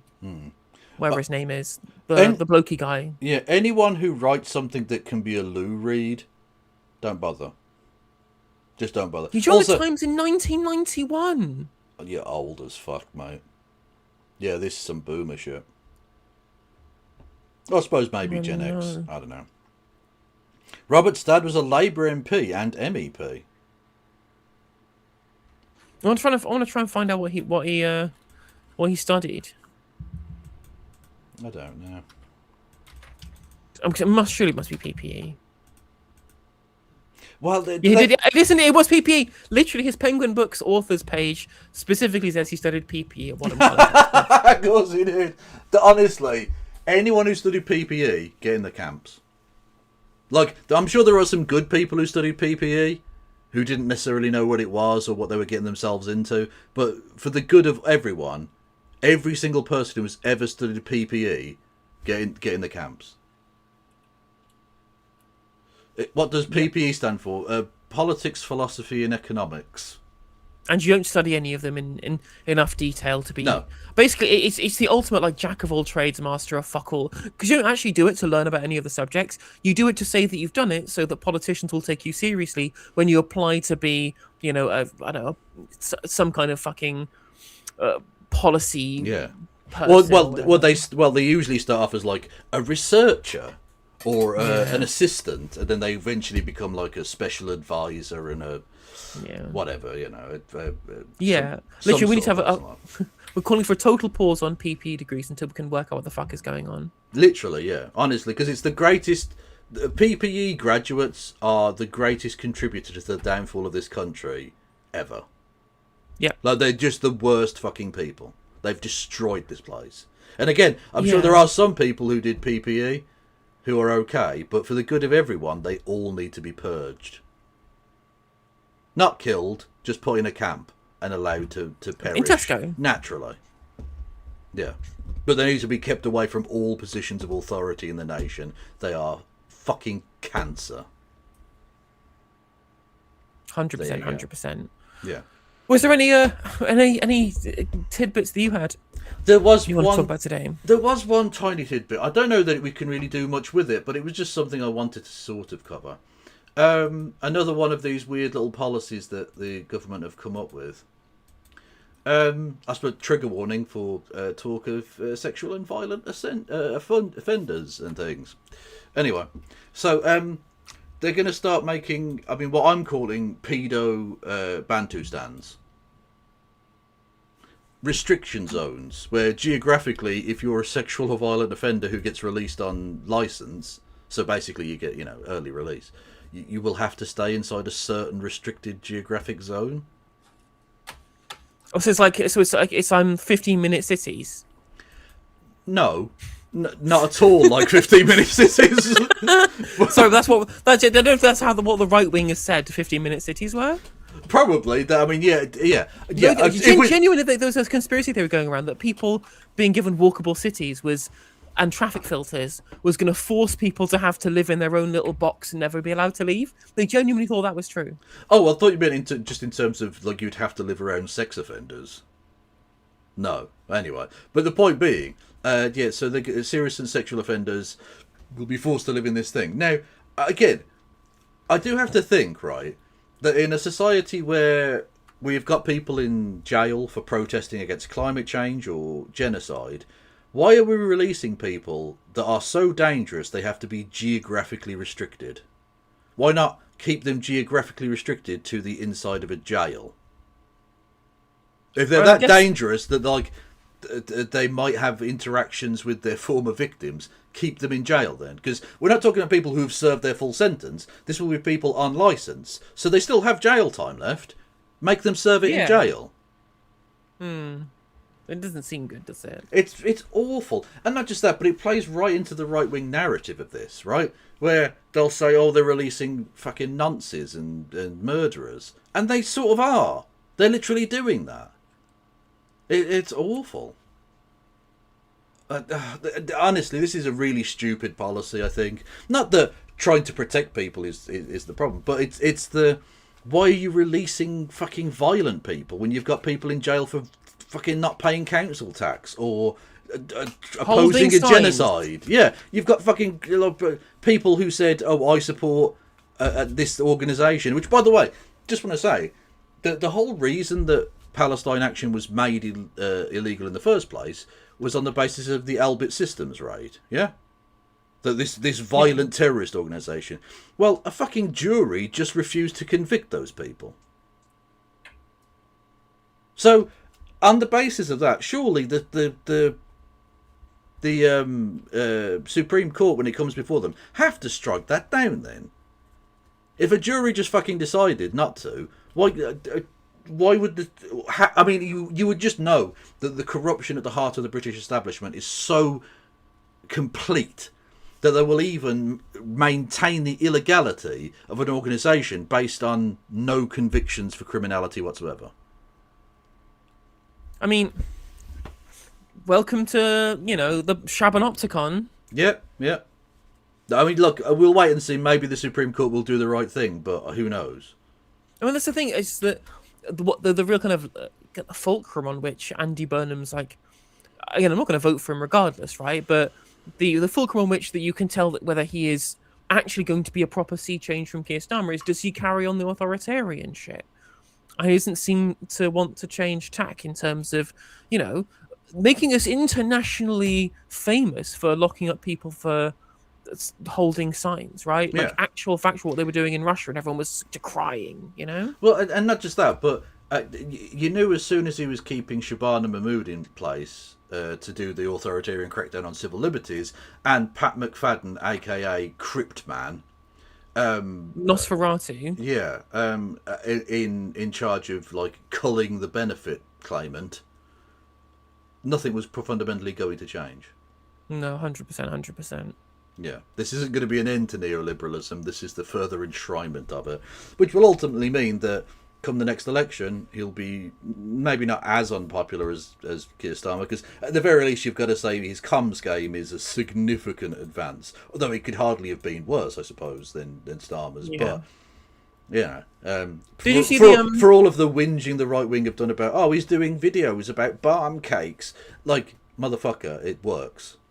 Oh, I was going to say it's not even the right, but these people are the right. Like Starmerites, the Starmerites are the ones who are extra mad at it. Like the Starmerites are going, I can't believe we had a sensible adult in the room in Keir Starmer, and we have Andy Burnham doing TikTok videos rather than travelling to Ukraine to meet President Zelensky. When President Zelensky came to Number 10 to meet with Andrew Burnham, these people, like the Starmerites, are legitimately fucking insane. Well, you'd have to be. Like it's so almost. It's a filter that's self-selecting at that point. In order to be a fan of Keir Starmer, you would have to be fucking deranged.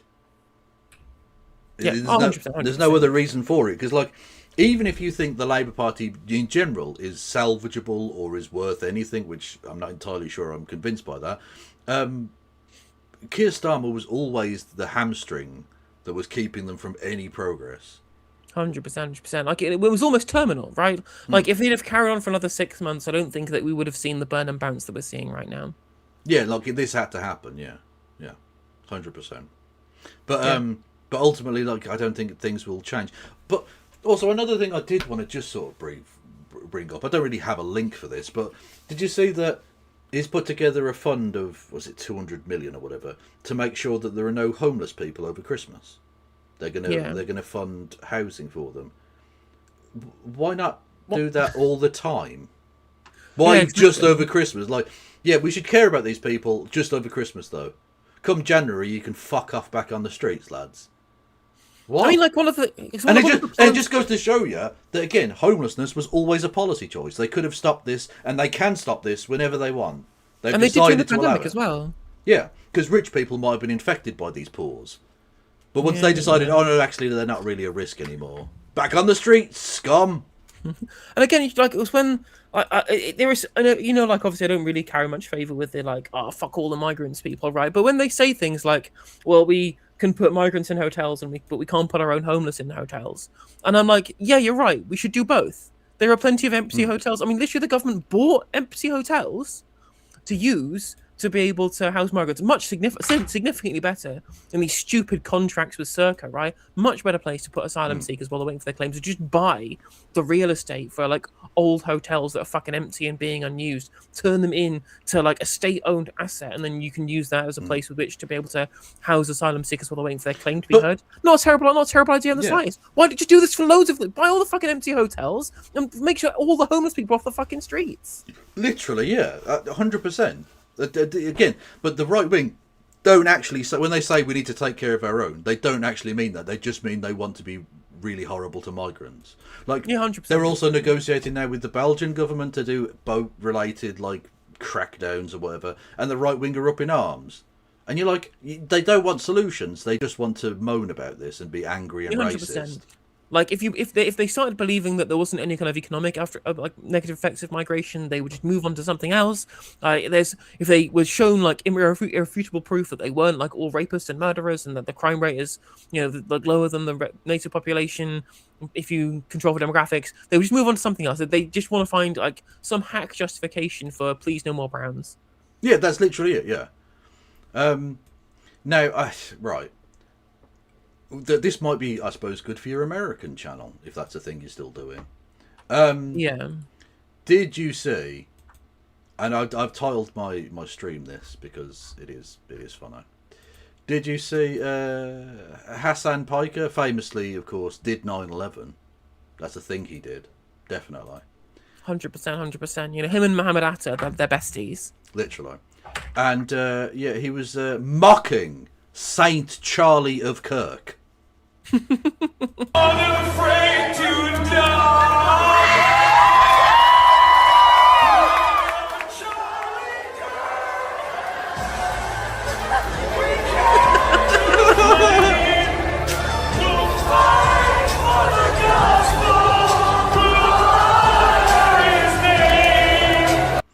So yeah, his podcast did a live show, and he sang the Charlie Kirk.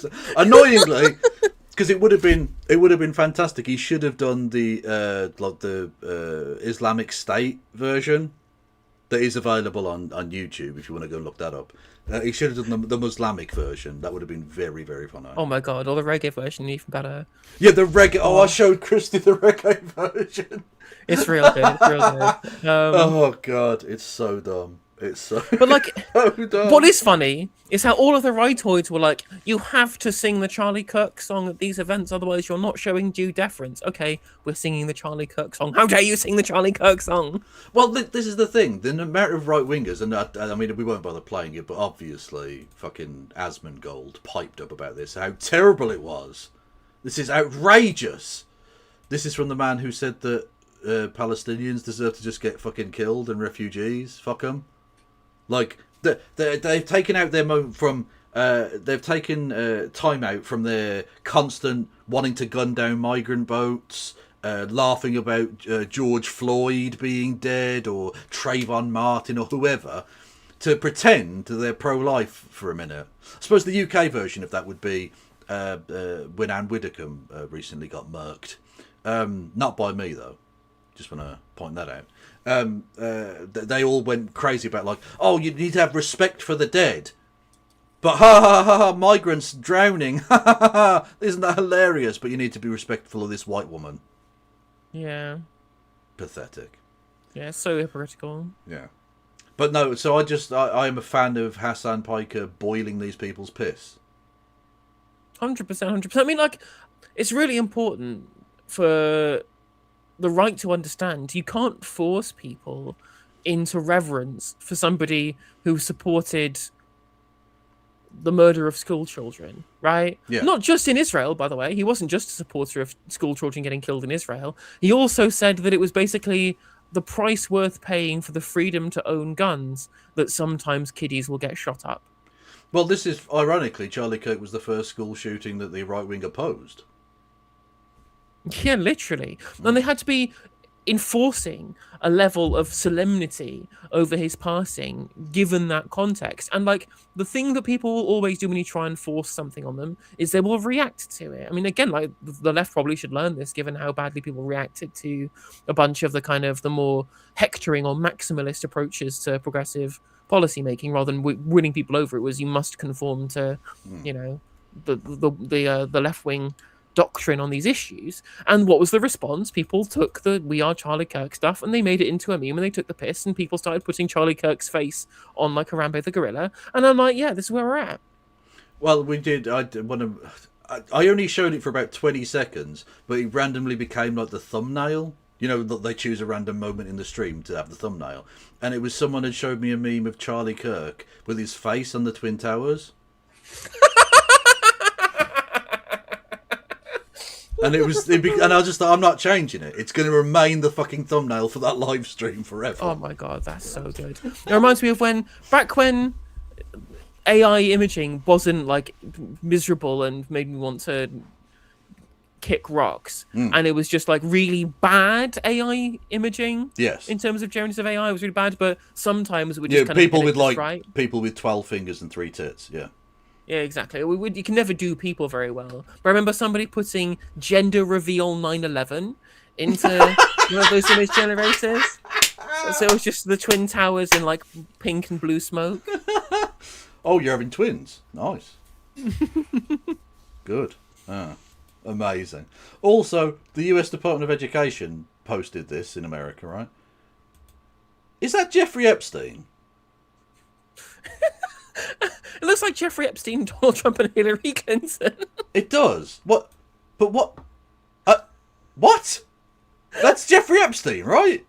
They're all good friends, though, Kev. They're all good friends, which is literally true, by the way. Trump and Hillary Clinton were always good friends, and Bill Clinton too. These people got on well. I wonder where they might have met each other previously. Well. I mean, when they definitely met was when Donald Trump when they attended one of Donald Trump's weddings. That's literally true, by the way. There are photos that did definitely happen. But look, so they're not even like hiding it. They're just like, no, yeah, the AI slap Epstein. Yeah, that'll do. Boom. This is his education department posted this. Amazing.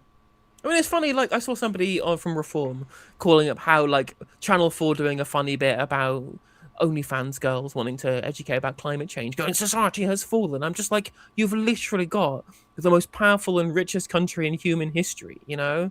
Save, like, maybe Mansa Musa or whatever, posting the like, actually, like, denigrating the history of an entire nation by turning the governance into like AI slop memes. Yeah. Well, it's interesting you mentioned Mansa Musa because, of course, there was the famous story of him giving out so much free gold in Cairo that it forced a massive inflationary crisis. And, of course, Donald Trump, with his stupid war that Benjamin Netanyahu debated him into doing, with the help of a now dead senator, rest in piss, you cunt. The prices are also similarly going through the fucking roof. Thanks, Don. But the noncery has become an absolute core part of governance, it would appear, because we have the nonce president refusing to release Jeffrey Epstein-related documents, so the prosecution the investigation into Peter Mandelson looks like it's about to fucking collapse. Because there isn't enough evidence. Thanks, America. What do we get from this NATO thing again? What's the point of us being allies with them? Well, on that subject, I think on a more serious note, I don't know if you've been following the Trump-Canada trade deal. I have a little bit, yes. They've got beef over beef.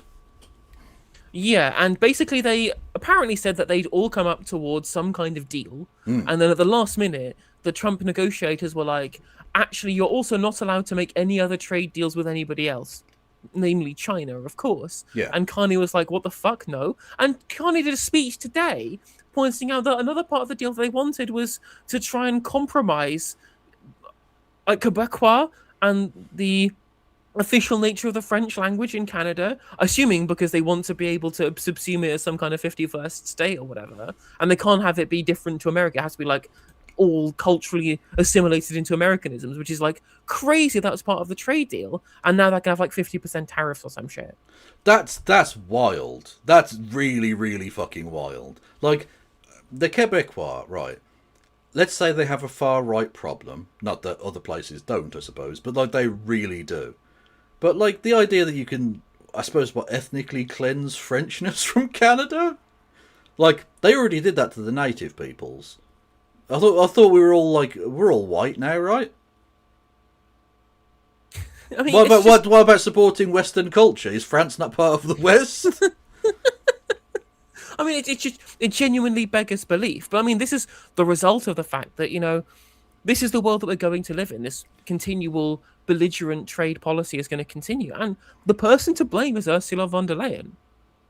The most famous person, like the biggest patient zero of this whole debacle is Ursula von der Leyen. Because right at the start, when Donald Trump was doing the Liberation Day, forcing other countries to heal, we're going to tariff all the countries, including the penguins or whatever it is, except extra on China or whatever. You know? The first thing that everybody should have done is immediately coordinate to tell them to fuck off, right? the Canada and China and the European Union and Brazil and whoever it might else have needed to have been, all these large economies and economies in Africa and in Asia, they should have immediately said, no, this stops now. We are going to cease trading with you entirely. We will create an alternative political bloc. You will be on your own if you continue to try and get these people to stop doing what they were doing and capitulating the entire international economy based upon economics they don't understand, basically, because neither Trump nor his own voters understand what tariffs even are. And of course, he was using it to be able to get favorable geopolitical deals. But again, no one can trust him because they keep pulling out of deals and redoing deals and adding extra shit at the last minute and then capitulating the deals. We've seen how they negotiate with the Iranians. Again, none of this would have been possible if at that very first time the European Union, especially Ursula von der Leyen, had said no.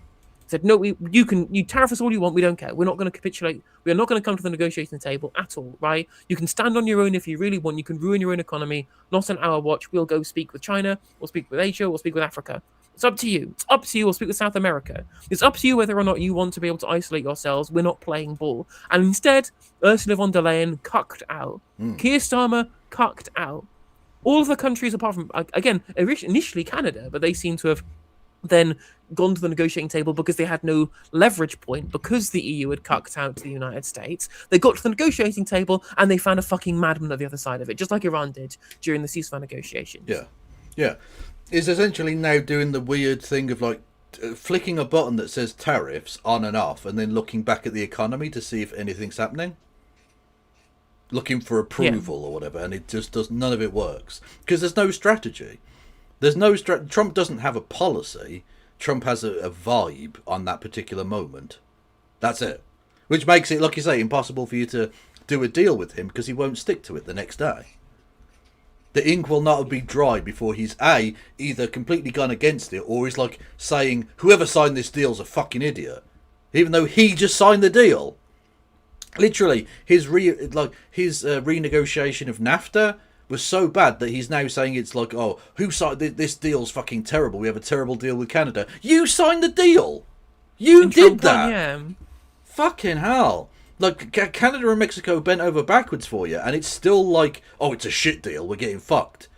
It's just, it's the same thing. But again, it's like the boomer slop thing. There's a kind of through line, I suppose, on this, that right-wingers don't want news. They want the old hits. So just keep saying drain the swamp, and we're getting a terrible deal. We're being fucked by NATO. They're not paying enough. We're going to build a wall. They want to hurt people they don't like. Yeah, basically, yeah. Like, they literally want to hurt people they don't like, and that is their single basis for policy. And that's what they like about the tariffs, is that it's supposed to hurt people in other countries. They don't understand that it's literally hurting themselves. Yeah. I mean, look at, for example, the rationale for the tariff policy was that it was going to be this protectionist trade policy to bring back American manufacturing jobs. I've talked about this on stream before, but I will talk about it again just for people who've not seen it previously.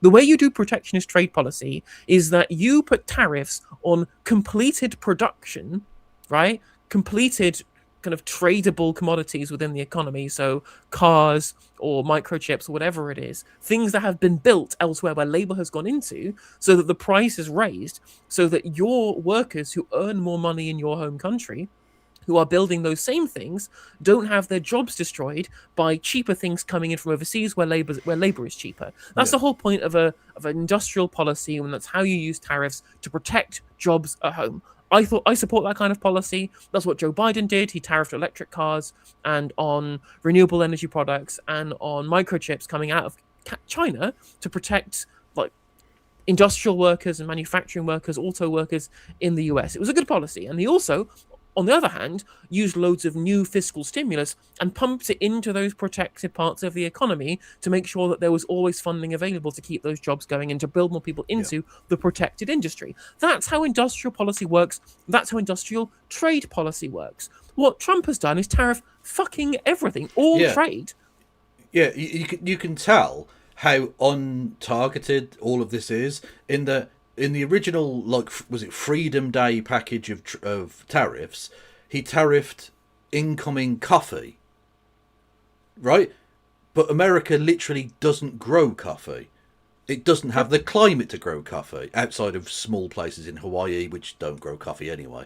So they don't have a domestic coffee industry to protect. And yet, he still tariffed them.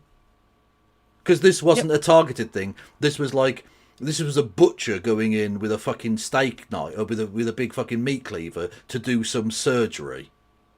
Yeah, 100%. And to, throw his weight around geopolitically to try and force other countries to heal. And again, which is why Ursula von der Leyen and Keir Starmer capitulating was so bad, because it showed Trump that he could continue doing it and get concessions from people because they conceded. It was the time to have a show of force and a united front to try and stop him from doing it, because again, it was about trying to get countries to heal, and instead they went to heal, and then he was given the signal that everything was on the table and you could continue engaging in that same dynamic. Yeah, I can hurt you and try and cripple your economy, and you will literally scrabble around at my feet, picking up my papers, you little bitch. Look at me in the eyes while you're down there. Yeah. And another point on the bringing back manufacturing jobs. Most lumber that comes into the United States is imported from Canada. Canada is the biggest importer of lumber into the United States, right? There is, of course, a lumber industry in the US. Like, that's not something that they don't have access to themselves, right? But lots of places, for example, in the North, in America, in the Rust Belt, the places that voted for Trump, they put him into office twice, both in 2016 and 2024. He won the Rust Belt. Well, no, he won 3 times, actually, if you don't count the dead people voting. But yeah, he won in the Rust Belt in both of his presidential election victories. They voted for him twice because he promised to bring the manufacturing jobs back. And what he did was make all of the inputs into those industries more expensive because they were imported from fucking Canada. And on top of that, not only were the actual raw materials imported from Canada, different parts of the completed product were manufactured in Canada and Mexico, right? In car parts, right? Bits and pieces and the incredibly complex machinery that goes into making a car. It's not an easy process, right? Those bits, some of them are manufactured in Mexico, some in Canada, and so there were additional tariffs added to literally every single part of the production process going into the finished product, making it less able to compete with China, even though China had 100% tariffs on their cars. It's crazy, right? It is absolutely manufacturing ludicrous. jobs have created. Manufacturing jobs have absolutely created since Trump got into office because he's a fucking idiot. Yeah, because he's not an economist. And you can tell that because he managed to lose money running casinos. Literally, the joke about casinos is like from Rush Hour 2, whatever. It's from Ricky Tan. Like, imagine a business where people give you money and in return you give them absolutely nothing. Yeah, literally, your job there is to take people's money. Like, you statistically work it out so that all of the machines guarantee you a profit of like 66% or whatever. And statistically, all of your card games and that, you are going to make money. You have to make money. It's a casino. That's all it does. Its job is money. And he managed to 100%. go bankrupt doing it. Yeah, literally. The guy's a fucking idiot. His Treasury Secretary, Scott Bessent, also an idiot. I did a segment earlier today, but I don't know if you've seen this, Kevin, but it looks like there's going to be like an actual bond crisis in the US because Scott Bessent's trying to fiddle around with bond buying from the Treasury, and they won't change tack on their like giant tax cuts Liz Truss style that's causing actual zero growth that they said that they would bring. All it's done is just ramp up the deficit, to which the actual US economy might default. They might lose the reserve currency status because of the stupid big bullshit bill. Well, yeah, because he is the last cry of the boomer, Donald Trump. Boomer conservatism dies with this man because it's so idiotic that it's going to accelerate the downfall of the American empire. They could go, not necessarily manage decline, but like keep themselves at the level they've been for a while. But instead they've just gone, no, rather than slowing down, let's speed up towards the cliff and then we'll just jump it. Even though there isn't another cliff on the other side, this is just the ocean. To be fair though, Kevin, this does mean that I have to do a humiliating climb down and admit that maybe like Haz was right. Maybe Infrared was right, and actually you do have to vote for Donald Trump to destroy the American empire, but not in the way that he said that it would. Well, this is the thing. The accelerationist thing would be to say, yeah, fuck it, let Trump do his crazy shit. The American empire, if the job was to weaken the imperial core, this Donald Trump could not have been more effective than he's currently being. Well, the infrared's argument was that he was actually an anti-interventionist, and the America First movement would be inward looking, which shows you how much literally everybody knew about anything that was going on. Because of course it was going to be neocons, right? Well, all I'll say is, you also have the blood of some Iranian schoolgirl. Sometimes maybe good, sometimes maybe shit. Simple. Kev, can you remind Helena also, thank you, to V-Man, read for another Super $5. Chats Appreciate the support. PLS? Puerto Rican coffee exists, so we don't grow enough to even meet domestic demand for coffee. But it's amazing, and I recommend you pick up a bag. I'll definitely have to try it. Yeah.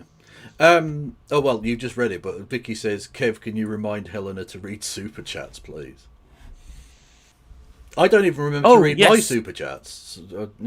Oh, shit, thank you, Vicky. Yeah, you could use Super Chat at £5. I didn't even notice that one. I was too busy yapping. The language thing with Canada, they said that it was because it was introducing trade barriers. So do you want trade or not, fucking Donald Trump? Certainly it's not we need to have these tariffs so that we trade less. But now we actually want to trade more, and we can't have trade with you in French. It has to be in English. I've not heard of... I thought you were guys supposed to be the AI slot masters. Can you just put this into Chat GPT? Yeah. Or hire a French speaker? Yeah, a translator. There are lots of people who speak French, both in Quebec and in France and various other places. And in America. And in America, there are French speakers. You know Tony Blair really well. He speaks fluent French. Give him a ring and say, you're not really doing anything on this board for peace shit. How about you, do some fucking trade talks with Quebec? Actually, to be fair, it was the chaddest move that Blair ever did. When London beat Paris for the hosting the rights to the Olympics thing, he started his speech in French. You'll have to see. Oh, mate, you didn't need to go from the top row of flying elbow on the French. Oh, outrageous. Also, thank you, V-Man, for another $5. The problem with neoliberalism is you run out of poor people's money.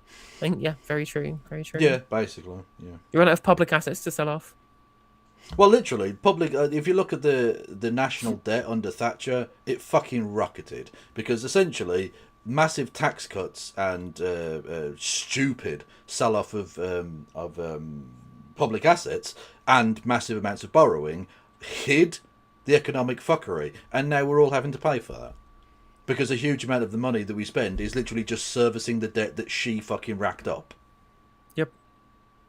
British national debt was like minuscule before her under both Tory and Labour, because again, if you actually fucking spend wisely, you don't actually have to borrow all that much. You get it back. It's a reciprocal thing.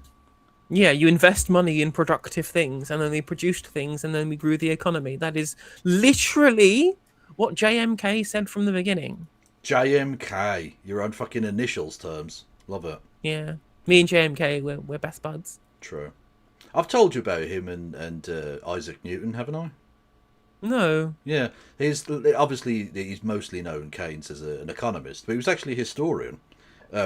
The reason we know so much about the personal life of Isaac Newton was because of a biography he wrote about him, because he was given access to all his papers and went through them all, and we found out that that he was probably gay. He had a Swiss boyfriend called Eustathius. He was obsessed with the idea of turning base metals into gold. He was an alchemist. Isaac Newton, the famous scientist. Yeah, he was an alchemist. And, of course, got people executed for making fraudulent bank coins when he was the head of the Royal Mint. Not a nice guy, actually, Isaac Newton, no. in many respects. But, yeah. So, and we know all of that because of John Maynard Keynes and his brilliant historiography and research. What an absolute gigachan. Yeah, good lad.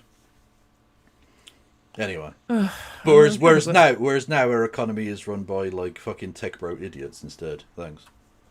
It's all so fucking miserable. Yeah. I don't know if you saw the article. I mean, I covered it on stream. There's a big interview about it, but I don't know if you saw the paper from Darren Acemoglu. Literally, he's as a liberal economist saying, yeah, it turns out accumulation of capital and automation does lead towards authoritarianism.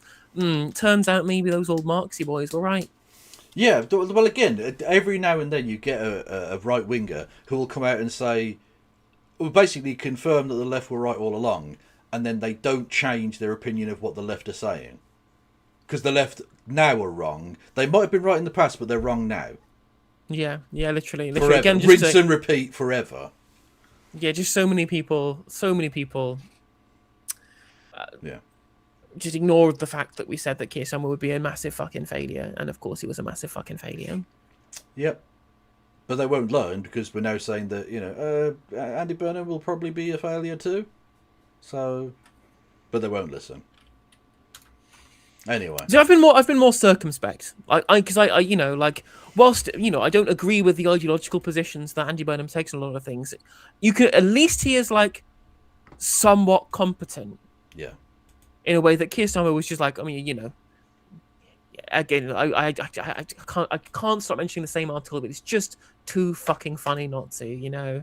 He's literally Rainier Wolfcastle elected to lead, not to read. The hinterland that never was. Just incredible to read the article and just have everything that you knew about Keir Starmer, like by osmosis, confirmed immediately. Well, I wasn't aware that he was so obsessed with dress codes. I mean, that was the genuine, and I enjoyed that Tim Shipman said that it's no wonder that he's the political Sometimes maybe good, sometimes maybe shit. Yeah. Newton was not the first of the Age of Reason. He was the last of the magician's gains. Yeah, thank you, the good globalist, who said a fantastic quote from Keynes. He said, Newton was not the first of the Age of Reason, he was the last of the magicians. Which is true. Yeah. Anyway, Are we done? Relatively short one, but to be fair, chat, we are in silly season because there's nothing happening. In Britain, anyway. Yeah, I mean it's bit dull, hasn't it been? Actually, I tell you what can be a really funny one. I think we should cover this. This one's really fun. I'm going to pop it in your DMs. Okay. Oh god. I open the DMs. Again, it's more Yankoid politics. My chat have become accustomed to average sometimes Yankoid stuff, but again, that's where all the politics is when during silly season. And yeah, because there's no happening until they come back. That's not the right fucking. I was looking at something completely different then. I was like, why is she sending me that? Here we go. Well, what do we have here? You have to understand that the median voter in America is legitimately brain dead. Okay. Okay. Boom.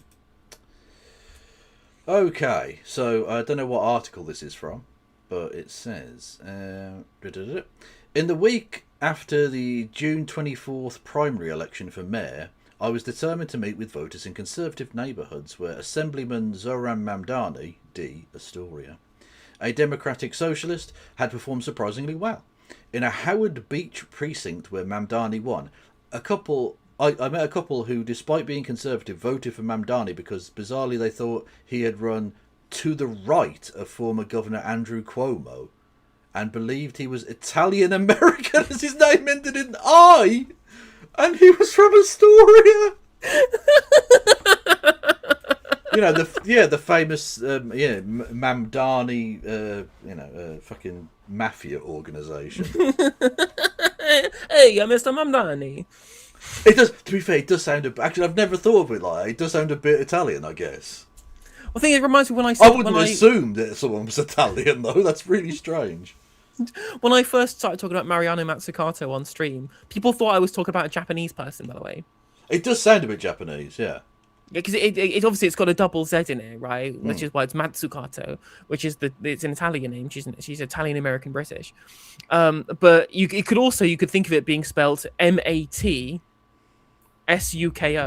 Yeah, Matsuko. Or SUTO, something like that. Yeah.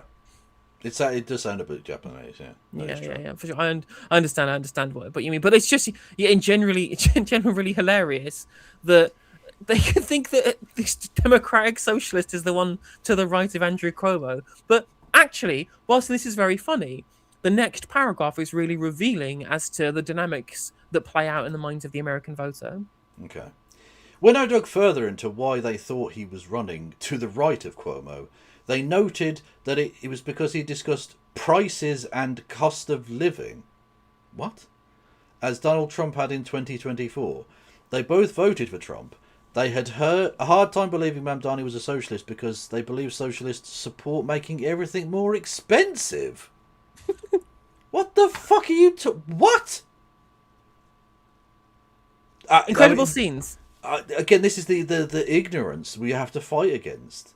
This is pathetic. What the fuck is any of that? And that's like, it's dickheads like this that win elections in America. These people vote and their candidates get elected.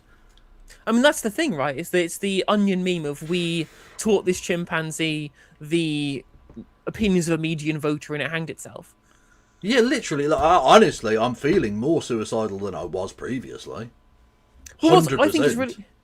What I think is really important to learn from this is that all of that discussion around how, the American voting public thought Kamala Harris was too left-wing and the Democrats had gone hyper-liberal and hyper-left, despite the fact that they just hadn't, was basically because they thought that, like, the only thing that mattered was cultural politics and only the right to talk about the economy. And it doesn't matter whether you're a democratic socialist or whether you're a centrist or whatever, start talking about the cost of living crisis, start talking about affordability, start talking in terms of the economy, and people will support you and not think that you're left-wing. It also means that lots of people believe themselves to be centrist and in fact have lots of different opinions that are neither left nor right-wing or can be both, right? Like lots of people who call themselves centrist. I mean, this is another tweet that I thought was quite funny. I never forget sitting in a Democratic Party meeting in Appalachian, Ohio, and a man said the Democrats would win again if they returned to the center. I asked what return to the center means, and he said universal health care, raising the minimum wage, and fighting big pharma. Amazing. Which is always for a left wing. Yeah, 100%, yeah. But again, the understanding of the average American, and to be fair, this is massively different in Britain in many respects. No, it isn't at all, yeah. Yeah. The idiocy of the median British voter is just replete. We could go through it forever. Indeed we do, to a degree. Yeah. Well, ironically, universal healthcare, raising the minimum wage, and fighting big pharma should be centrist politics. But that should be the politics of the centre. Yeah, it should be a basic, like, let's make people's lives better, should be centrism. Yeah, like engaging in antitrust, making sure that the bottom end of the economy, the people with the highest propensity for consumption, have enough money to consume to drive economic growth, and taking the parts of the economy that have an inelastic market and decommodifying them so everyone has access to them, because otherwise people will charge you whatever and charge you through the nose and it'll be economically deleterious, right? Again, none of these things are radical left politics. They are just radical left politics in the mind of, like, not the American voter, but the American political class, because they live in this world where there's this discrete spectrum from right to left, and there's hyper left-wing politics and hyper right-wing politics, and none of these things can be done based upon their actual positive utility. And in the mind of the voter, it's totally different. Yeah. They think left and right is liberal, conservative, woke versus anti-woke, and regardless, they can look at each economic policy and think about it in the round. And again, it's perceptive of that voter we just talked about there who thought that universal healthcare was centrist politics to go, yeah, that's fine. You know, call me a centrist. I'll run on these things and I'll call myself a centrist and I'll win. Because it doesn't matter. It's about the perception. Yeah. It's about the vibes rather than the actual policy, which is, again, why democratic socialists, progressive party candidates, and why Bernie Sanders was so effective and why everyone loved him. They didn't think of him as woke. They didn't think of him as liberal. They didn't even think of him necessarily as a socialist. They saw him as the guy who talks about the economy and the working man. And it's all about... Yeah. You need to address people's actual specific interests and needs. Right? Don't get wrapped up in this we need to be sensible shit. Actually address it. Talk about things like prices. Because that's what people lived with day to day. Like, honestly, any politician in Britain who could just sort out the fucking potholes would win every election. It seems like such an unsexy... tiny little thing, and yet it's the every day-to-day thing that people fucking see in front of them. It's a sign of a country that's completely fucked because we can't even maintain roads, something that the Roman Empire did. Mm-hmm. Do you know what I mean? And that's why Mamdani has become such like a international sensation, because he does the things that the mayor should do, which Eric Adams didn't do. You know, yeah. Mike Bloomberg didn't do it. Bill de Blasio did it for a lesser extent than Mamdani, but he's good at publicizing it. But on a macro, on a national level, on a federal level, the Democrats don't do anything. They literally refuse to govern properly. They are quite the party of we literally can't govern. And the Republican Party can get stuff done, and what they do is terrible, and everyone hates it. And they're not in any way concerned with anything that is of any relevance to regular people, because they're too busy implementing Christian nationalist Sharia, Al Qaeda style politics, or trying to start trade wars with everyone and their mum, or trying to implement Project 2025 and trying to expel people from the country for being too brown. None of these things are in any way approaching the concerns of the median voter. Yeah, absolutely.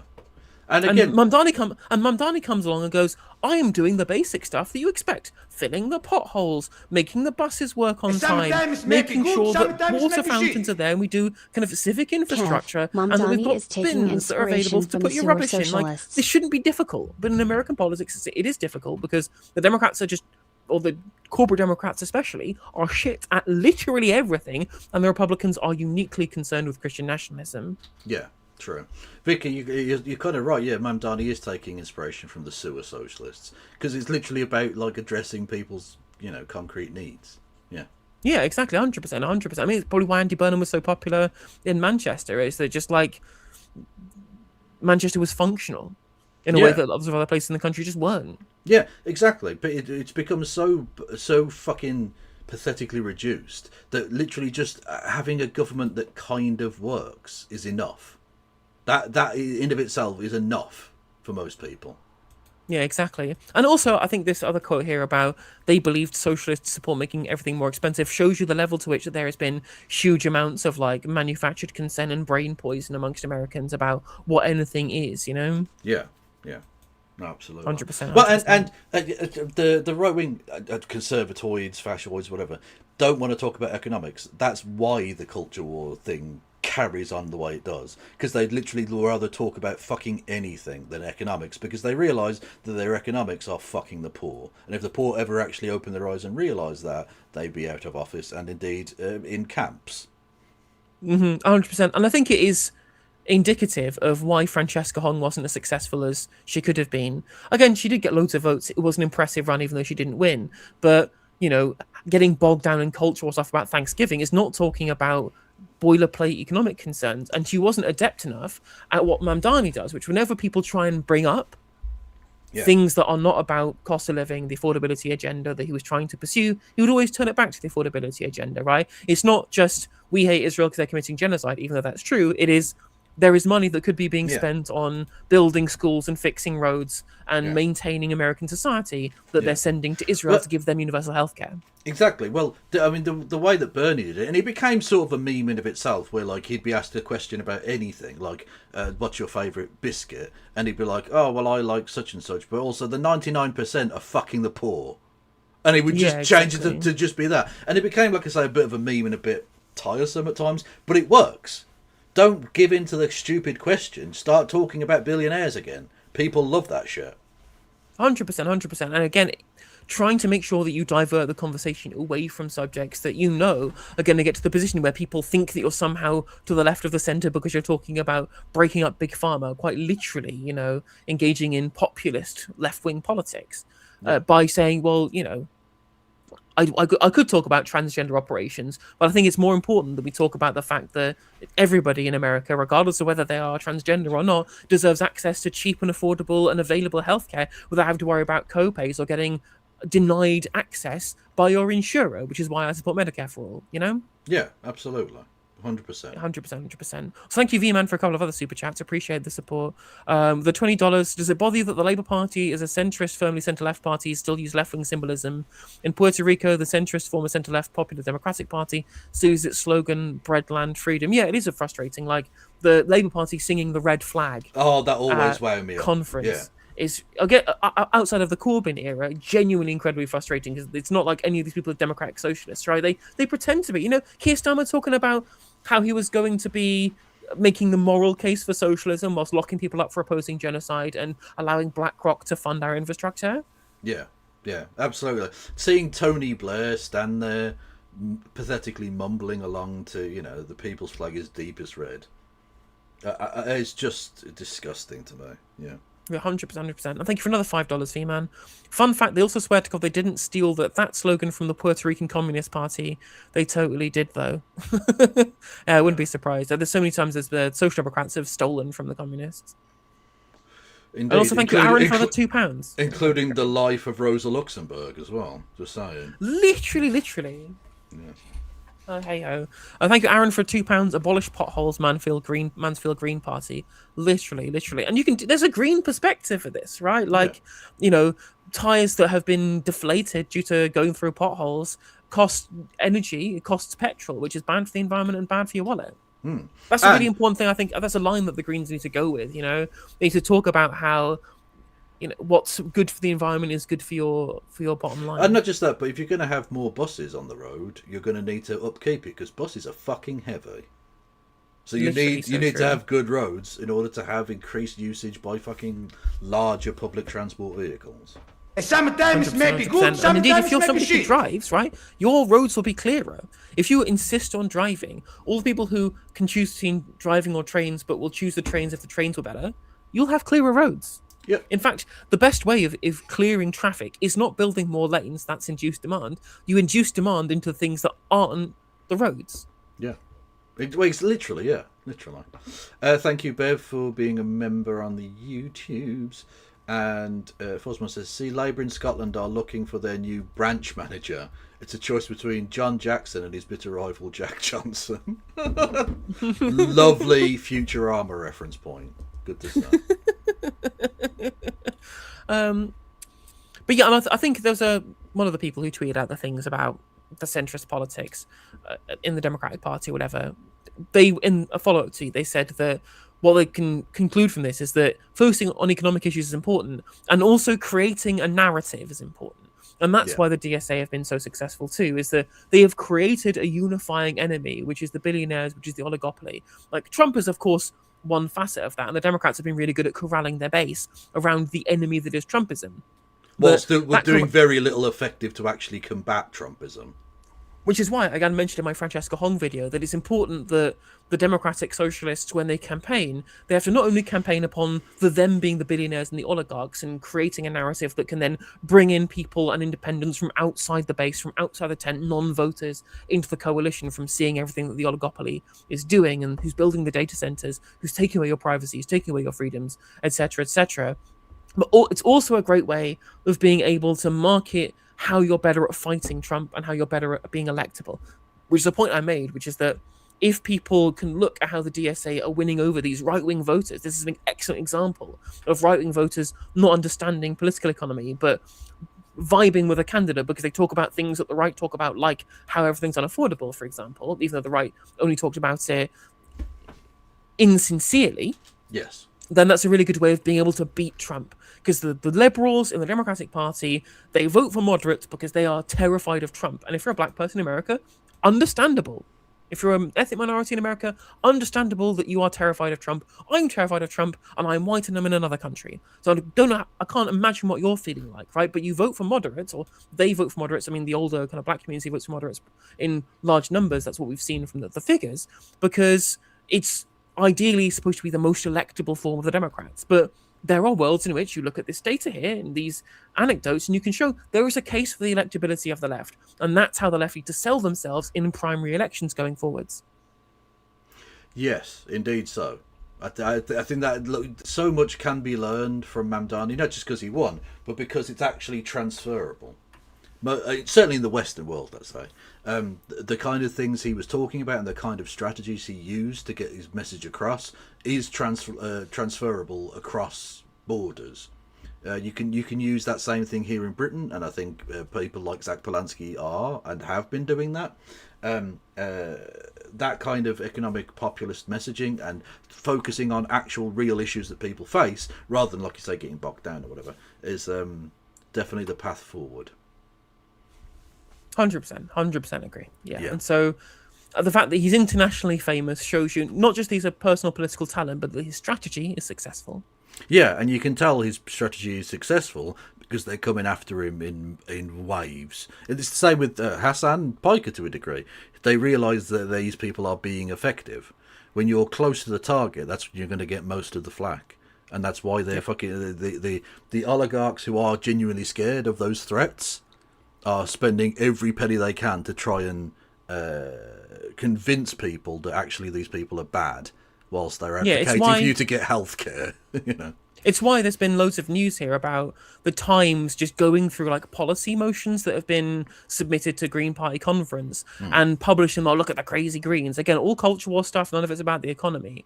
Deliberately because they want to make it in people's minds that they are the party that's about the culture war rather than about the class war. They want that fermented into people's brains continually. But again, of course, these things aren't Green Party policy, even though the Times is trying of alluding that they might be.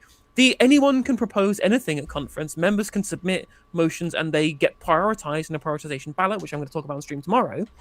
And the ones that get to the top of that prioritization will get heard at conference. And if we run out of time, we run out of time to see the rest. Just because someone proposes something doesn't mean it's going to pass as policy, that people are going to vote for it, or even that it will reach the level to which that it gets prioritized for debate. It's just any member can submit anything. And that's how democracy is supposed to work. And yet the Times is using that as a point to attack the Greens, and it's fucking despicable. To the point at which, right, some motherfucker from LBC called James Hansen, who I'd never really seen before, but turns out he writes for The Spectator, found the Politics UK account, which is run by a member of Reform UK, by the way. He found the Politics UK account. He saw that they had tweeted their own editorialization of the Times' editorialization of the Green Party policy process and this policy, and goes, this is insanity. We're one step away from the Greens making defund the police their official platform from one policy proposal submitted that wanted to remove tasers and pepper spray from police officers. Has he read the article? No. Does he know how the Green Party works? No. Does he have any understanding about what is actually being discussed in this article? No. But as a professional journalist, someone who gets paid quite actual, literal, real pound sterling by LBC to comment in his professional capacity, he doesn't even know what the fuck he's talking about, and he's just tweeted out an aggregator as if it's like basic facts. This man is a fucking idiot, James. And if you're watching, James, have me on your show, debate me on the merits of the Green Party, because he tweets a lot about the Green Party, and we can actually hash this out, rather than you spreading lies and nonsense to your audience, because you don't have the mental wherewithal to be able to click on a Times article to understand anything, or go to ChatGPT and type in, how do the Greens set policy, and learning for 5 minutes. Or, James, if you want that same offer, I will come on and be more sweary. True. Just saying. Or you can bring me on your show, and then I get publicity. Yeah, that's also true. She's literally interviewed, like, she's close personal friends with Caroline Lucas, so... Fact. Thank you, Unknown, for the £10 super chat, by the way. They go to brunch regularly. Have you seen they're not doing fallow surgery for trans mass now in the UK? There's now only one surgeon doing one type of lower surgery where the surgeon travels between 3 or more countries. Yeah, not surprised. NHS, the fucking state, private healthcare in this country has been absolutely neutered in terms of their ability to be able to provide trans healthcare by the government. And Keir Starmer and Bridget Phillipson are fucking disgusting subhuman vermin, and I hate them both. There's a reason that we're now on a par with, let's say, countries that used to be considered, not so great for LGBTQ rights in Eastern and Central Europe. We're now on a par with them in terms of LGBT rights. Yep. They've slipped down the league tables very significantly. Just saying. Yep, 100%. Anyway, was there anything else you would like to cover today? I would like to cover my bed with me to sleep. Perfectly reasonable. I just want to say thank you again to V-Man, who's been very generous at this stream. I'm very glad I've reached Puerto Rico. All the best for your quest for independence, as always, and thank you for joining in today, and thank you everyone else who contributed as well. Make sure that you can support me long term by signing up at patreon.com/NoJusticeMTG. You can follow Kevin Logan too, my co-streamer, at KFLogan1875 over on Twitch, or at Ploppy111 over on the YouTubes. Indeed, and everyone go and follow No Justice MTG, who again is close personal friends with various past and present leaders of the Green Party. I'm kind of a big deal. Literally. The future host of all Navarra media shows. No Justice. The man's from the leftist mafia. This is why I'll go on other people's shows. Yeah. And that means that I get people from, get cross-pollination. Oh yeah, I might be going back on that. The Serfs contacted me and was like, "Oh, Mike wants you back on the show," so I must get around to that at some point. Also, yes, I don't know if you want in. On Tuesday, got Gareth Dennis coming on to talk about railway policy and stuff. Yes. Because I want to talk about the derailments from last week. Well, I presume that will be a thing, but I thought we've had we've had a respectful distance between the new government coming in, and clearly, therefore, transport policy is a thing that Gareth can now talk about with the new government because they have one, I suppose. So we'll check in with Gareth. He's a good lad. Oh. Well, sorry, Steve asks what's the deal with the hamster. Oh, Zach Polanski. Kevin, my stream title is Zach Polanski nationalised my hamster, which is an allusion to the kind of stupid shit that would have been said in the article of the fan fiction that we read. Well, literally, I don't know if you know where that meme comes from. It was originally Jeremy Corbyn. Yeah. Oh no! It was Freddie Starr ate my hamster. Oh really? Yeah, it was a real paper, the quote unquote newspaper, which is basically a poor attempt at pornography dressed up as a newspaper, called the Daily Star, was it? Not the Daily Star, Daily Sport, whatever. Anyway, basically a fake newspaper that was pretending to be a real newspaper but with tits. Anyway, they ran a headline that said Freddie Starr, who was a famous British comedian / TV host in the 80s and 90s, and they put Freddie Starr in my hamster as a satire bit, and it became like a meme where everything was such and such ate my hamster. Yeah. Well, Zach Polanski, he nationalised my hamster, so he ate it up into the public purse, I guess. Well, he's going to nationalise the sausages instead of releasing them as the previous Prime Minister did. Just saying, there's a clear dividing line. Sausages. Well, given that Canada has been in the news, I will send you all over into Canadian friend of the show Left of the Box over on the YouTubes. I'm going to send everyone over to... I could send you over to the guy from the Pretty Fly for a White Guy video. He's currently on Twitch, but I'd literally rather cut off my own toes. There we go. I'll send you over to Just a Girl Lexi, who is cool. Yes, I'll be back tomorrow or something. I don't know when you're on next. I'll be on tomorrow afternoon, yeah. I'm busy Monday evening, so it'll be a daytime stream. Cool. Everyone go and follow Justice MTG and remain awesome and free Palestine. Memberships. It's 99p. Literally. To be a member. It's literally cheaper than a can of Red Stripe. Literally. Cheaper than a can of Relentless. Also true. Yes. But not cheaper than a Freddo in that one supermarket where they charged £1. No. Disgusting. Not cheaper than a can of Monster. Only Relentless. True. Okie doke. I'll see you later. See you later. Bye-bye, everyone. Bye.